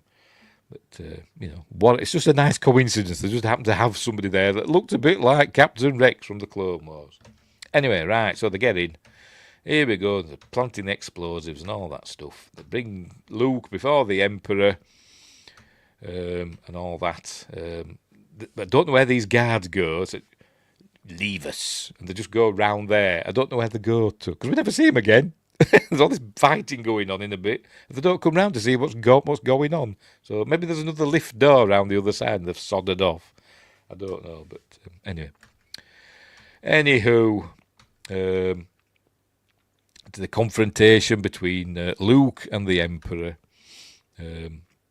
He says, you're mistaken, you won't convert me like you did, or whatever, like you did my father. And you is afraid that you are mistaken about a great many things. Just like as you watch the first duty, you see someone who looks like Mariner in the background. Do you? All right. The episode, the first duty, the TNG episode. Oh, see, you got me wondering now. I'm going to have to dig that one out and have a look now. Oh, dear. Not now, I'll do it later. But, yes, I'm going to look for that now. I'm assuming you mean a bit where they're in, like, like where the trial or whatever's going on. I'm guessing, I don't know, but anyway. I'm going to get that out and have a look. Where were we? So a bit of banter. Like the Jedi's lightsaber, much like your father's, as you know, your father could never be turned, blah, blah, blah. He says, I don't care, soon I'll be dead and you with me, and I hate these stars behind him. Because the background there, the window, is all blurred, so those stars should be blurred as well. But they're not the pin sharp, and it does me head in. And he didn't fix it in the special editions. And it kind of annoys me. But anyway. But perhaps you refer to the imminent arrival of your rebel fleet. We are quite safe from your friends here. So anyway. So, it's all part of his plan. It was I who allowed the information to fall into rebel hands and all that stuff, whatever. And here we go. They arrive. Here we go at in the control room on Endor. There we go. Hands up! This is a bust. And we see. Look, you can see. Look on this display. It actually shows. There we go. The rebel fleet arriving. So they know that they're coming. Remember, there's an imperial thing. So that's the rebel fleet arriving. Look, the fleet will be here any moment. I'd be like, hang on. How do they know the fleet's arriving? Anyway. I'm going to see, is it? No, it's not this bit yet. Look, bad guys are running in. We're going to see Ben Burt get hit by a toolbox in a minute. There we go. There's Ben Burt, the sound editor, and he became the editor on the prequel trilogy, didn't he? Saying freeze, and he gets a toolbox thrown at him. And he also gets a Wilhelm scream. Oh! Anyway, so... And this fella's got his. This is my. I bet he does the conventions, and people just ask him to say, "You rebel scum! You rebel scum!" I bet he lives off that now. Convention circuit, autographs, 20 quid a pop. If you want a photo, another 20 quid. 25 if you want me to say, "You rebel scum." Anyway, right, so here we go, they're arriving at Endor. All wings reporting. Hang on, we want to see them arriving. There we go. Shoo. Look how big the Death Star is, look, compared to Endor. Unless Endor's really little, I don't know, but anyway. So they're arriving, and but they can't get a reading on the shield, so... Hang on. Probably had two autobiographies. I'm not Rebel Scum, and I am Rebel Scum. Well, no, he just says it, doesn't he? He's not the rebel scum. He's imperial scum, isn't he? Anyway, so Lando works out that they know we're coming because they're jamming them. Probably the raspberry because it's Lone Star. But how can they be jamming us if they don't know we're coming? And, it's a trap. There we go. Oh, I remember in the book it says some of the ships, some of the fighters that hit the shield and get blown up. But anyway. So it's all, the fleet's in disarray all of a sudden. Then didn't they pick these up? Did they notice all these Imperial Star Destroyers there? Obviously not. So they're just heading towards them. Now then, there should be a mistake here now. If I go by this one frame at a time... I think at the time this was the most complex. Maybe not the most complex, but the special effects shot with the most elements. It has 63 different elements or something in this one shot, and obviously they made a mistake because you can see one of the TIE fighters through the Millennium Falcon in a minute. Well, you should be. There we go. You can see a TIE fighter through it. Look, a couple of them actually. The rubbish. So there you go. Anyway, this is the old "it's a trap," and all that stuff. Cool. You from here, you will see the end. I forgot what it says now. The final destruction of the Alliance and the end of your insignificant rebellion. Yes, they must have had a phasing cloak. Them TIE fighters, yes, they must have. Or the Falcon, I don't know. But no ship that small has a cloaking device. So do bigger ships...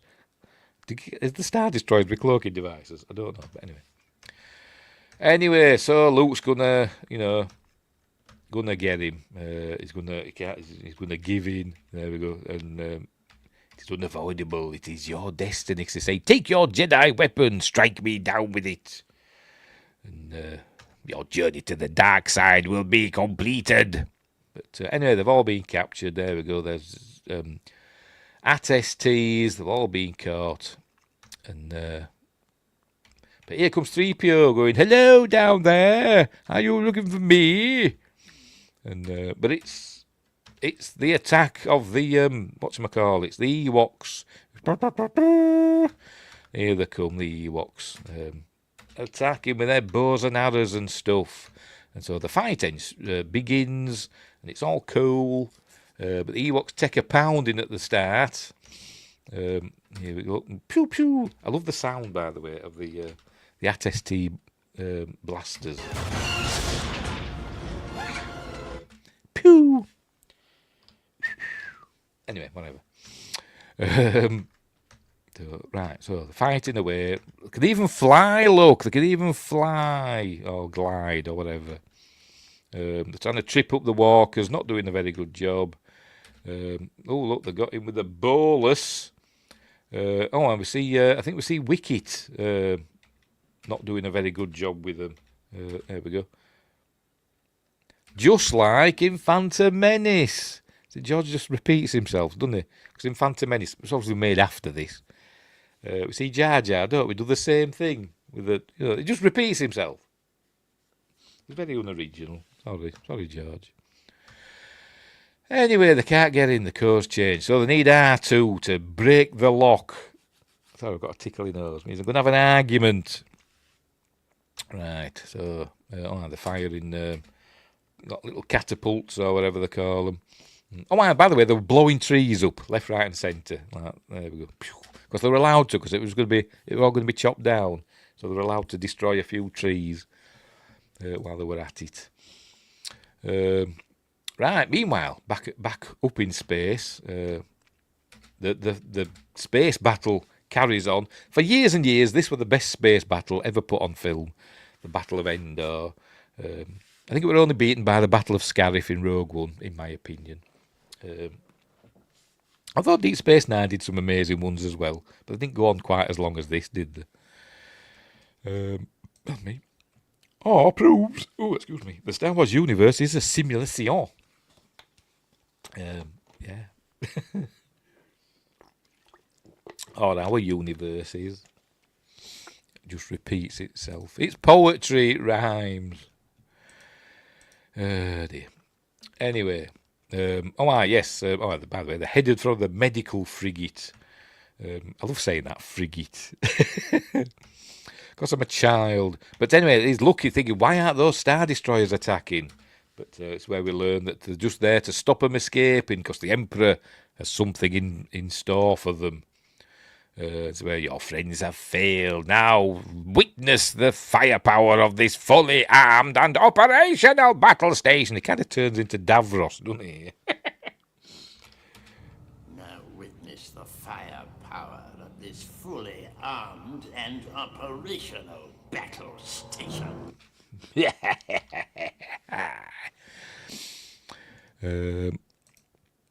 You must also love talking about Thor's mom. Don't know. Can't remember. Rennie Russo played Thor's mum, didn't she? But I can't remember what happened. It's that long since I've seen it. I know she died, didn't she, in Thor 2? Spoilers. Anyway. The reference has eluded me. Anyway. Right, so we're going to learn that the Death Star is fully operational. By the way, this actor were in The Wild Geese. So I don't know his name. I just remember seeing him in The Wild Geese in 1978. That film with Richard Burton and Roger Moore. Great film. And it's one of those films I've never got on DVD or Blu-ray. I shall have to remedy that. In fact, I'm going to write it down now. Just bear with me before I forget. Because we'll be doing that. If I can get it on Blu-ray or DVD, we'll be doing that on Magnificent Mondays one day, because I love that film. Amazon.co.uk. How much is it? I bet it's an arm. It is bloody stupidly expensive. I hate it when they do this. There's some DVDs and Blu-rays on Amazon that are reasonably priced, and then the ones that you really want are all ridiculous amounts of money. I'll have to see if I can get it on eBay. Never mind. Right. Anyway, where were we? Yes, but what's her name? I've no idea. I've no idea what Thor's mum's name is. Can't remember. Oh, yes. Oh, right. Yes, I get what you're on about now. Yes.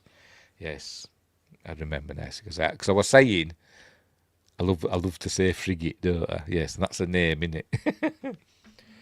Friday's named after her. Yes, I get you now.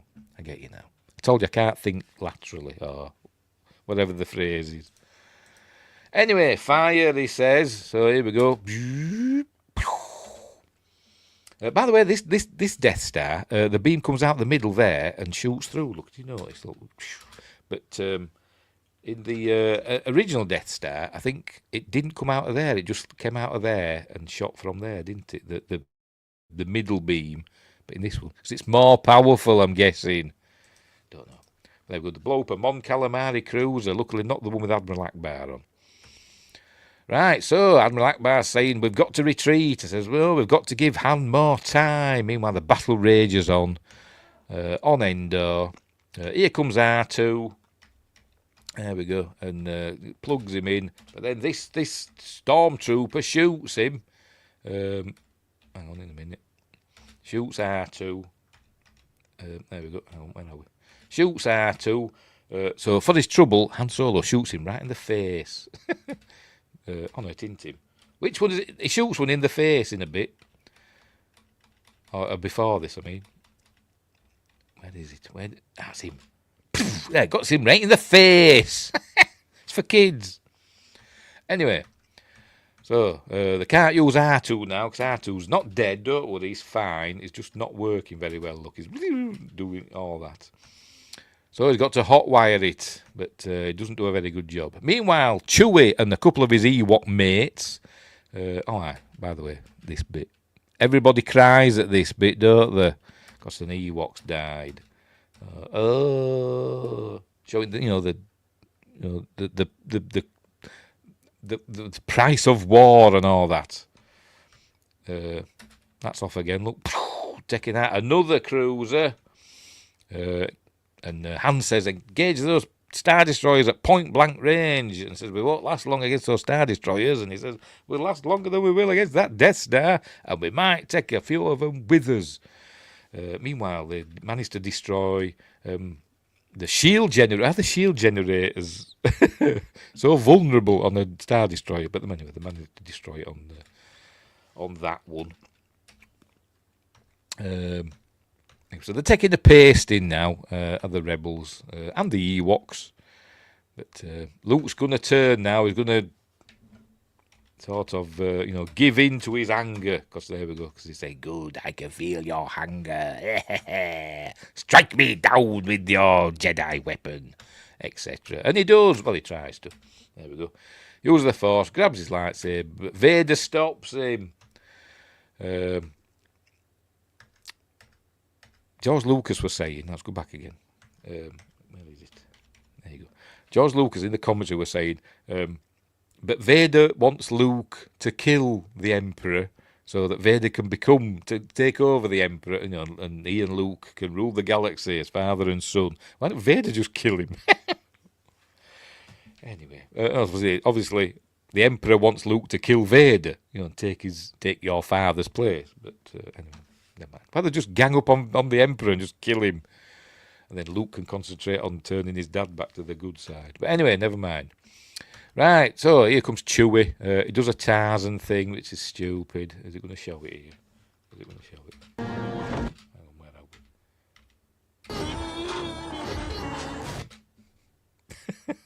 we? So that means Tarzan is in the Star Wars universe. Anyway, they get these fellas, rip them out of the AT-ST, and they get in and start operating it. Shoots that one, look, destroys that one. I don't want to say it. This one reminds me of somebody famous, and I don't want to say because I get accused of racism. Because it's a black person, obviously. But the way it moves, it does like that a lot, and it reminds me of Stevie Wonder. It does it a bit late. Look. Go back again. Stevie Wonder, look. Oh, I'm in trouble. Anyway, right, so this is where the tide of the battle turns in the rebels and the Ewoks' favour now. Obviously, Chewie's operating this AT-ST, taking out stormtroopers and other AT-STs. And also, somehow, the Ewoks primitive weapons suddenly start working on the ATSTs all of a sudden. They get this speeder chap. Super cool Imperial sunglasses, but not practical. I have no idea. Maybe they're amazing. I imagine they're the Ray-Bans. I don't know. Get that fella. Why don't you just jump off? I don't know. But he's dead. Dropping rocks on all them stormtroopers. Yes. They timed this well. These trunks just happened to hit it right in the middle. I mean, what if they were out of kilter? They could have knocked it over and whatever. But anyway, they destroy that one. And then this one gets toppled by some logs. I like this because this is a cool bit of stop motion, matching the movement of the logs on the ground. It's cool. Ray Harryhausen would have been proud. Obviously, that's a bigger model that they blew up. He says, I've got it, but then a door closes, but another door closes. Anyway, Ray-Bans. Oh dear. And nobody's mentioned, speaking of Ray and the sequel trilogy, that why did Nod say that that's not really her name? She named herself after the name on the helmet. In Force Awakens, on the helmet that she wears when she's in that walker, there's like a rebel helmet as well in that she puts on. There's some Orabesh on the side, and that's the name of whoever the pilot was, and that's where she gets her name from, Ray. So does she have another name? Well, yes, she's Palpatine, isn't she? But what? I don't know. Anyway, whatever. So Luke's, Han's not doing very well opening that door. Oh, hang on. But then, where are we? Leia gets shot in the arm, but she's fine. But Han Solo takes an opportunity to cop a feel. There we go. Copped a feel there, didn't he? But, right, so they think they're getting captured now. Don't move! Why don't they just shoot them? They're taking them prisoner. These are nice stormtroopers taking them prisoner. But they're going to pay for their niceness, pardon me, by being gunned down by Princess Leia. Oh, and they do the... he says, I love you. She says, I know. And George Lucas tried to take credit for this. He says it repeats what they said in Empire Strikes Back. And but reversed. I thought he tried to take credit for it, but it was ad-libbed at the time. But anyway, improvised. But never mind. So she says, I know. And then she kills them stormtroopers. Poor lads. But then, oh no, an ATST arrives. Just stay back. But then Chewie gets out and says, oh, Chewie, it's you. Get down here. She's hurt. So it's Chewie the medic. He must be. He says, get down. Look, she's wounded. I said, he must be the designated medic. But then he says, hang on, I've got an idea. I don't know. But anyway. They're still fighting. They're fighting away now. Pew, and Luke's winning, it seems. Good. Use your aggressive feelings, boy. Join your father's place at my side. No, I'm not going to. I won't fight your father. You are unwise to lower your defences. All that stuff carries on. I won't fight you. Said, I can feel the conflict in you, the good side, and there is no conflict. Says, well, you won't destroy me. And says, well, I will. And he throws his lightsaber at him. There we go. I thought lightsabers were supposed to deactivate if you dropped them. I thought that part of the handle was, to keep a grip on it. So, but I know we saw in the prequels, we saw Yoda throw his lightsaber. Could they use the Force to keep the thing depressed? I don't know. I'm not a Jedi. Or a Sith. Anyway, so Luke's now gone underneath the throne room somehow. Anyway, that's cool. That blows up. These Mon Calamari cruisers are big, aren't they? Blimey. Anyway, right, so all still kicking off. We've got to come on, Anne. Go on, Han, old buddy. Don't let me down. because they're getting pasted pretty much. But we all know that that's Han pretending to be a thingy. The rebels, they're on the run. We need reinforcements to continue the pursuit. We've won, and then this idiot says send 3 squads or whatever. But it's all a ruse, right? So they're planting their explosives in there, and cool. Throw me another charge. Luke's hiding underneath the throne room, and this is where we learn. It says, "If you, your thoughts dwell on sister, you have a twin sister." There you go. You have betrayed her to me too. And, if you will not be turned, then perhaps she will. And he goes, no! And he starts fighting. So it comes out. Now, bloody dark side's flowing through Luke now, innit? The anger and all that, look. Because he don't want his sister to join the dark side. Surely it's her choice, if you ask me. Nothing to do with Luke. But anyway, so it's basically the dark side of the Force is flowing through Luke. This is why he's in black. Because he's a baddie, maybe. But he uses that to defeat his father, chops his hand off. There we go. Chop his head off while he's at it. Just focuses on his hand, chops that off, and then realises, oh, well, you chopped my hand off, so I've chopped yours off. We're all even now. Even Steven. But the Emperor thinks it's all cool, says, now kill him and take his place at my side.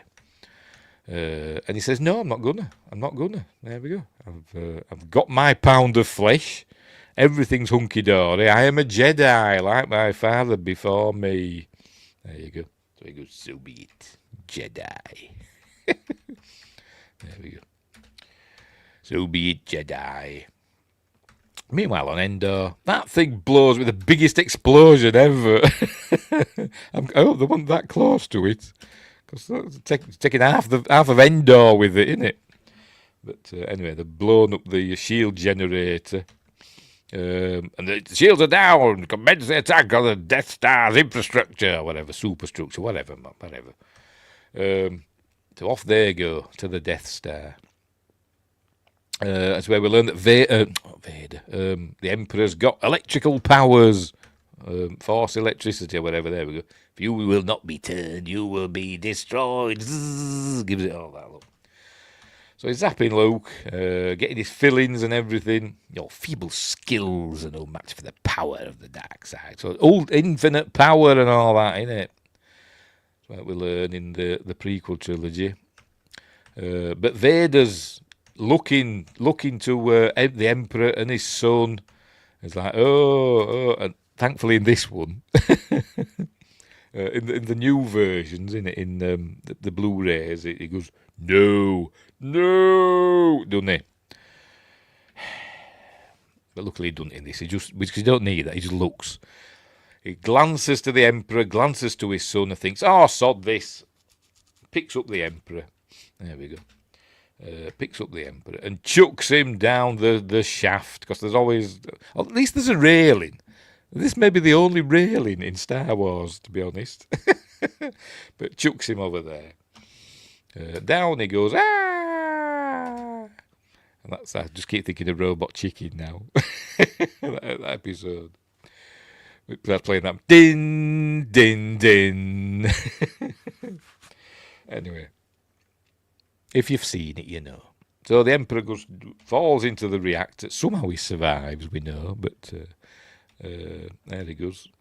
So what's all this supposed to be coming out? Is it from the reactor, or is it like the quickening? I don't know. But it comes out, and then it goes back down. Look, it's coming out there, and then just suddenly it reverses and goes back down again. Look. Don't know. I say it's the quickening, because there can be only one, two, whatever. So, Vader is now, he's Anakin Skywalker again now, isn't he? Yes, Randall, somehow Palpatine returns. Somehow. God knows how. Obviously, the explosion that we see at the end of this film is not as, not as big as it seems. Not as all-consuming. Anyway. There we go. So, right, so they're heading in now as, whatever, Rogue Squadron. I don't know what they call them. heading into the Death Star. I do like this bit, I must admit. I like the music as well. Oh no, it's doing the TIE fighter attack music, isn't it? It's playing that, isn't it? But there's other music as well that I like. So in they go. There we go. Cool shot of them flying into the Death Star. It is cool. Obviously, it's a big model, and they're saying, the little camera that they put in, and as the camera's going down, they're going down quite slowly, but as they're going down, they're pulling the model apart, so the camera and all that gubbins can fit in. Which is cool. It is cool. They're going being chased by TIE fighters. Anyway, so down they go. Just head to the middle. He looks familiar. I don't know who he is, but he's got one of those faces. I think I've seen him in something before, but I don't know what. But he dies. There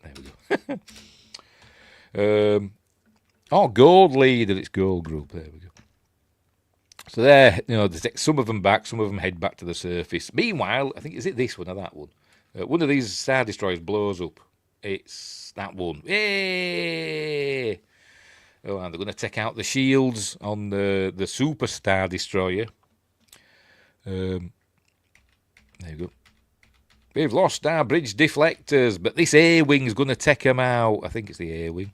Yes, it is. This A-Wing's going to take them out. Here it comes. So this is the end of Admiral Piet. There we go. Boom. Suddenly, they're right above the Death Star. They were miles away from the Death Star not long ago, weren't they? But now they're right above it. Look, there's there. The flat Death Star, by the way. So here it goes. Hang on, where are we? There we go. The Superstar crashes into the flat Death Star. Look, no curve there, is there? It's flat. Like the Earth's flat. I'm kidding. But it's something to think about. But anyway, for some reason, it's right above the Death Star now. Obviously, the Death Star's gravity's drawn it in, hasn't it? Because I saw a thing. I can't remember what it was on that. It might have been on Facebook. Somebody done a meme. Why when spaceships blow up in space? I think it showed some Star Destroyers. Why do they fall down? And people say it's because of gravity. There's no gravity in space. Yes, there is. Space is filled with gravity. But anyway, whatever. And I like this bit when it hits, because it's obviously it blows up, and obviously all the explosion, it's all drawing oxygen out of the Death Star, isn't it? That's what's feeding that. Anyway, so the Death Star's all blowing up now, or it will be in a minute. It's not doing well at the moment. Luke's dragged Vader into the hangar bay to a shuttle, and he says, "Take my mask off, just for once. I want to see you with my own eyes." So he takes his mask off, leaves him with his harmonica. Look it up on YouTube if you haven't seen it. So that Darth Vader harmonica or something like that. There it is. And there we see good old Sebastian Shaw, not the baddie from X-Men First Class, played by Kevin Bacon. Not him, not that Sebastian Shaw. It's the actor Sebastian Shaw playing Anakin Skywalker with eyebrows and, I don't know, not blue eyes. Or whatever, or have the blue eyes and they change to a different colour, whatever. But there he is. We see Anakin Skywalker with his scarred face, saying, "Now go, tell your sister you were right about me, you've saved me," and all that stuff. And then he dies. So anyway, drags him on the shuttle and off he goes. Meanwhile, they get to the central core. Head for the power regulator on the North Tower. I don't like this explosion here when it shoots this power regulator. There, look. It looks too stretched vertically. It doesn't look, I don't know, but it looks too stretched vertically. Well, is it because of the gravity? I don't know. Is there loads of gravity around the core? So it's pulling it toward, I don't know. Am I overthinking it? Yeah. But anyway, so he's blown that bit up, and they're using proton torpedoes to take out the other bit. That blows up. Actually sounds like breaking glass, doesn't it? I think when he hits it. Is it this bit? When he hits it, it sounds like they've just smashed a pane of glass or something. See if I can do it. There you go. Sounds like they've just smashed a pane of glass. Anyway. So there you go. They're flying out now. I like how it all collapses.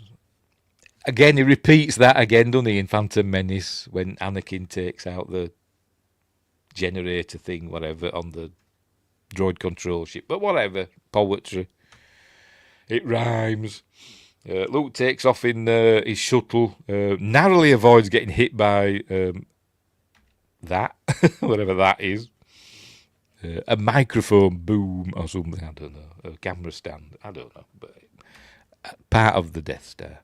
And off he goes, just gets out the nick of time. There we go. Meanwhile, that's Wedge getting out. He's safe, because, he always gets out, doesn't he?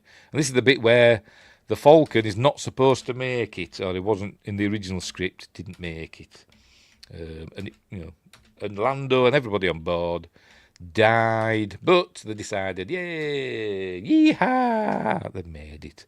And then somehow Palpatine survives this. That. Don't see any big chunks of it flying off, heading to that other moon, that other Endor moon. It must be one of these bits here. Anyway, there it is, stripping the atmosphere from Endor. Dear. So there we go, they've blown it up, yay! He's saying, I'm sure Luke wasn't on that thing. He says, oh, he wasn't, I can feel him. And he says, oh, you love him. He says, yeah. He says, well, when he comes back, I won't stand in the way. He says, what are you on about? And he says, not like that. He's my brother. He says, yeah, but I saw you kiss him full on the lips not long ago. But anyway. He says, yeah, but, it's Hollywood. We're all into that sort of stuff. So they're all happy. And meanwhile, Luke's burning Vader's body. There we go. At some point, Kylo Ren gets the helmet, the melted helmet, doesn't he? At some point. Anyway, the fireworks are going off. Yay! And we don't in the special editions, we visited other planets in the Star Wars galaxy. Because the Emperor's dead, the Empire just suddenly gives up for some reason. But anyway. And this is where we're having a bit of yub-nub.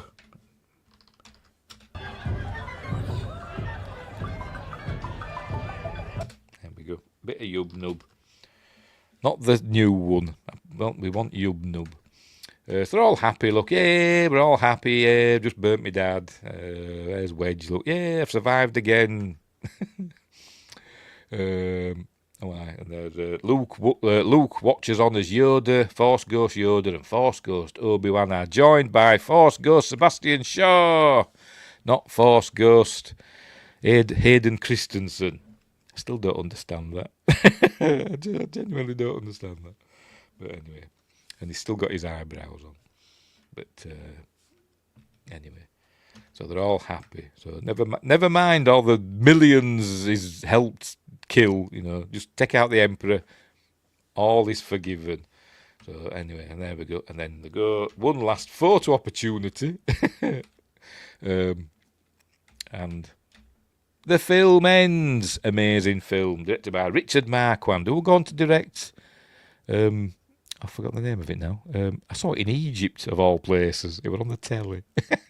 When I went on holiday to Egypt. What do you call it now? Jagged Edge. Jagged Edge, you directed that, didn't he? Which is all right. And he's passed away. I think all the original trilogy Star Wars, both Richard Marquand and Irving Kershner have passed away, haven't they? So there we go. Cool. No Gary Kurtz on this film. I think you can tell, because it's not as good. I love it, but it's not as good as the first two. And I think you can tell that there were no Gary Kurtz there to rein in George Lucas. He needed Gary Kurtz. I think they fell out. I don't know why.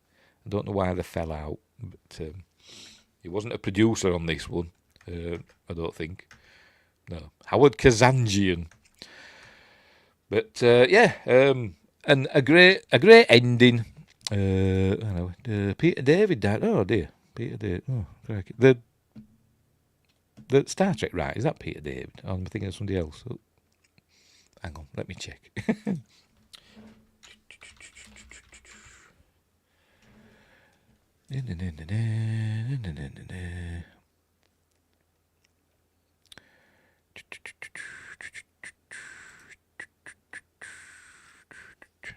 Spider-Man. Right. Does it say? Died May 24th, age 68. Oh. I was thinking of somebody else. I was thinking of David Mack, wasn't I? Anyway. Oh dear, very sad. 68's not exactly old these days, is it? Anyway. So there we go. Anyway, so that's the end of Return of the Jedi. Robert Meyer Burnett. He did lots of Star Trek. No, right. I was thinking of. I thought the name rang a bell, but then I was thinking of somebody else. But right. So it was the Peter David of Star Trek, right, and comics, right. Anyway, that's the end of Return of the Jedi. As Robert Meyer Burnett's biggest cinematic disappointment. Sometimes I think Robert Meyer. Everybody likes Robert Meyer Burnett, but sometimes he has some weird takes, doesn't he? But for instance, he loved Godzilla King of the Monsters, which were bloody awful. How can a film with all those monsters be so boring? I have no idea, but it was. But he loved it. But anyway, there you go. But he'd hated Return of the Jedi for some bizarre reason. Don't know why. But I love it. I think Return of the Jedi is great. And like I said, it had the best space battle on film, right up until the Battle of Scarif in Rogue One, in my opinion. Right, so there we go. That's the end of that. Great film. It's got it all. It's got it all. And it's got it now. Right, so we'll leave it there. That's all the original trilogy done now. We've done A New Hope, Star Wars. We did Empire on Wednesday. We've just done Return of the Jedi. If you look on the channel, there's even a watch through of the holiday special. So there's even that for you to look at. What's coming up? I'll tell you what's coming up. Tomorrow, on Magnificent Mondays, it's True Lies with Arnie and what's the face? Jamie Lee Curtis in her undie plugs dancing. That's basically the only bit anybody wants to see. And then next Friday we're carrying on. We're carrying on with Hammer House of Horror. We're up to episodes, I can't remember, 9 and 10, I think. Can't remember. But we're getting there. We're nearly done with that. We're nearly done with Hammer House of Horror. Because as soon as that's done, they've arrived. My House Blu-rays have arrived, the full set. Yay. So we'll be doing House soon. In memory of George Wendt. Right, so we're done and dusted. We'll leave it there. We will leave it there. And at some point, when I get round to it, I'll do an audio commentary, my unofficial audio commentaries for Empire Strikes Back and Return of the Jedi. I'll get round to them. I haven't had a chance to do them. I started doing Empire Strikes Back the other day, but got interrupted. And I haven't had a chance to get round to it again, unfortunately. Right. There's a full set. They have more than two. Yes, they do. Well, I knew that. I didn't know there were a house 4, to be honest. What's that noise? What the heck? Just bear with me a minute.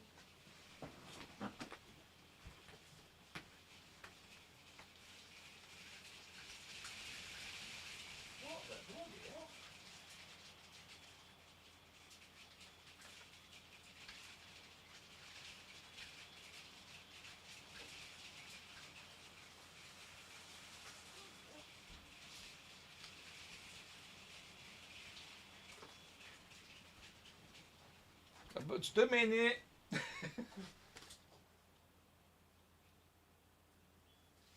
Crikey. That was weird. So this weird noise. I don't know if it's just really big rain or hailstones. I don't know. But making a hell of a noise. Crikey. Shat myself. Where were we? House. Yes, it goes up to house 4. The Repossession, which I've never heard of. I think what's his face comes back. I can't remember his name now. I can never remember his name. Doesn't even say his name. William Catt. William Catt returns from the first one. The second one's got nothing to do with the first one, does it? The third one is not a house film. They just slapped the name on, didn't they? But anyway, that'll be coming up eventually. Hail, yes. I've got some catching up to. Yes. I didn't know. I didn't even know there were a fourth. But anyway, that's by the by. That'll be coming up in, I don't know, a couple of weeks when we get done with Hammer House of Horror. We're nearly done with them. Right. So we'll leave it there. We're all done and dusted.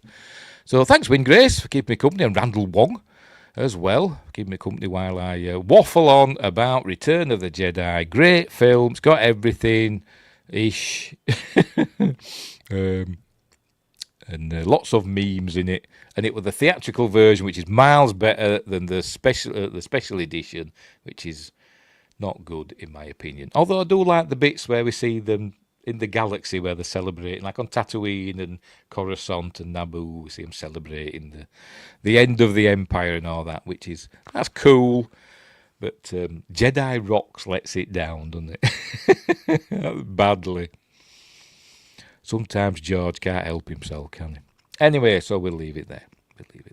So probably next May, it'll be. I'll try and get Attack of the Clones and Revenge of the Sith out of the way. So that'll be next year, won't it? I don't know what day they came out on. Let's check. So we can mark my calendar.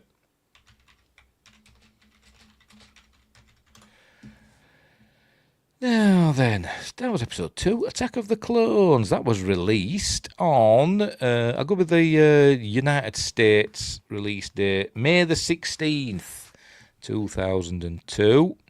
So May the 16th next year, we'll do Attack of the Clones. And what about Revenge of the Sith? That'll be round about the same time, I imagine. May the 19th. Be with you. So that'll be next year, though. Right, so I'm going now because Wingrace has had enough. He's saying, take care. Basically, that means sod off. Stop talking. So, cheers, buddy.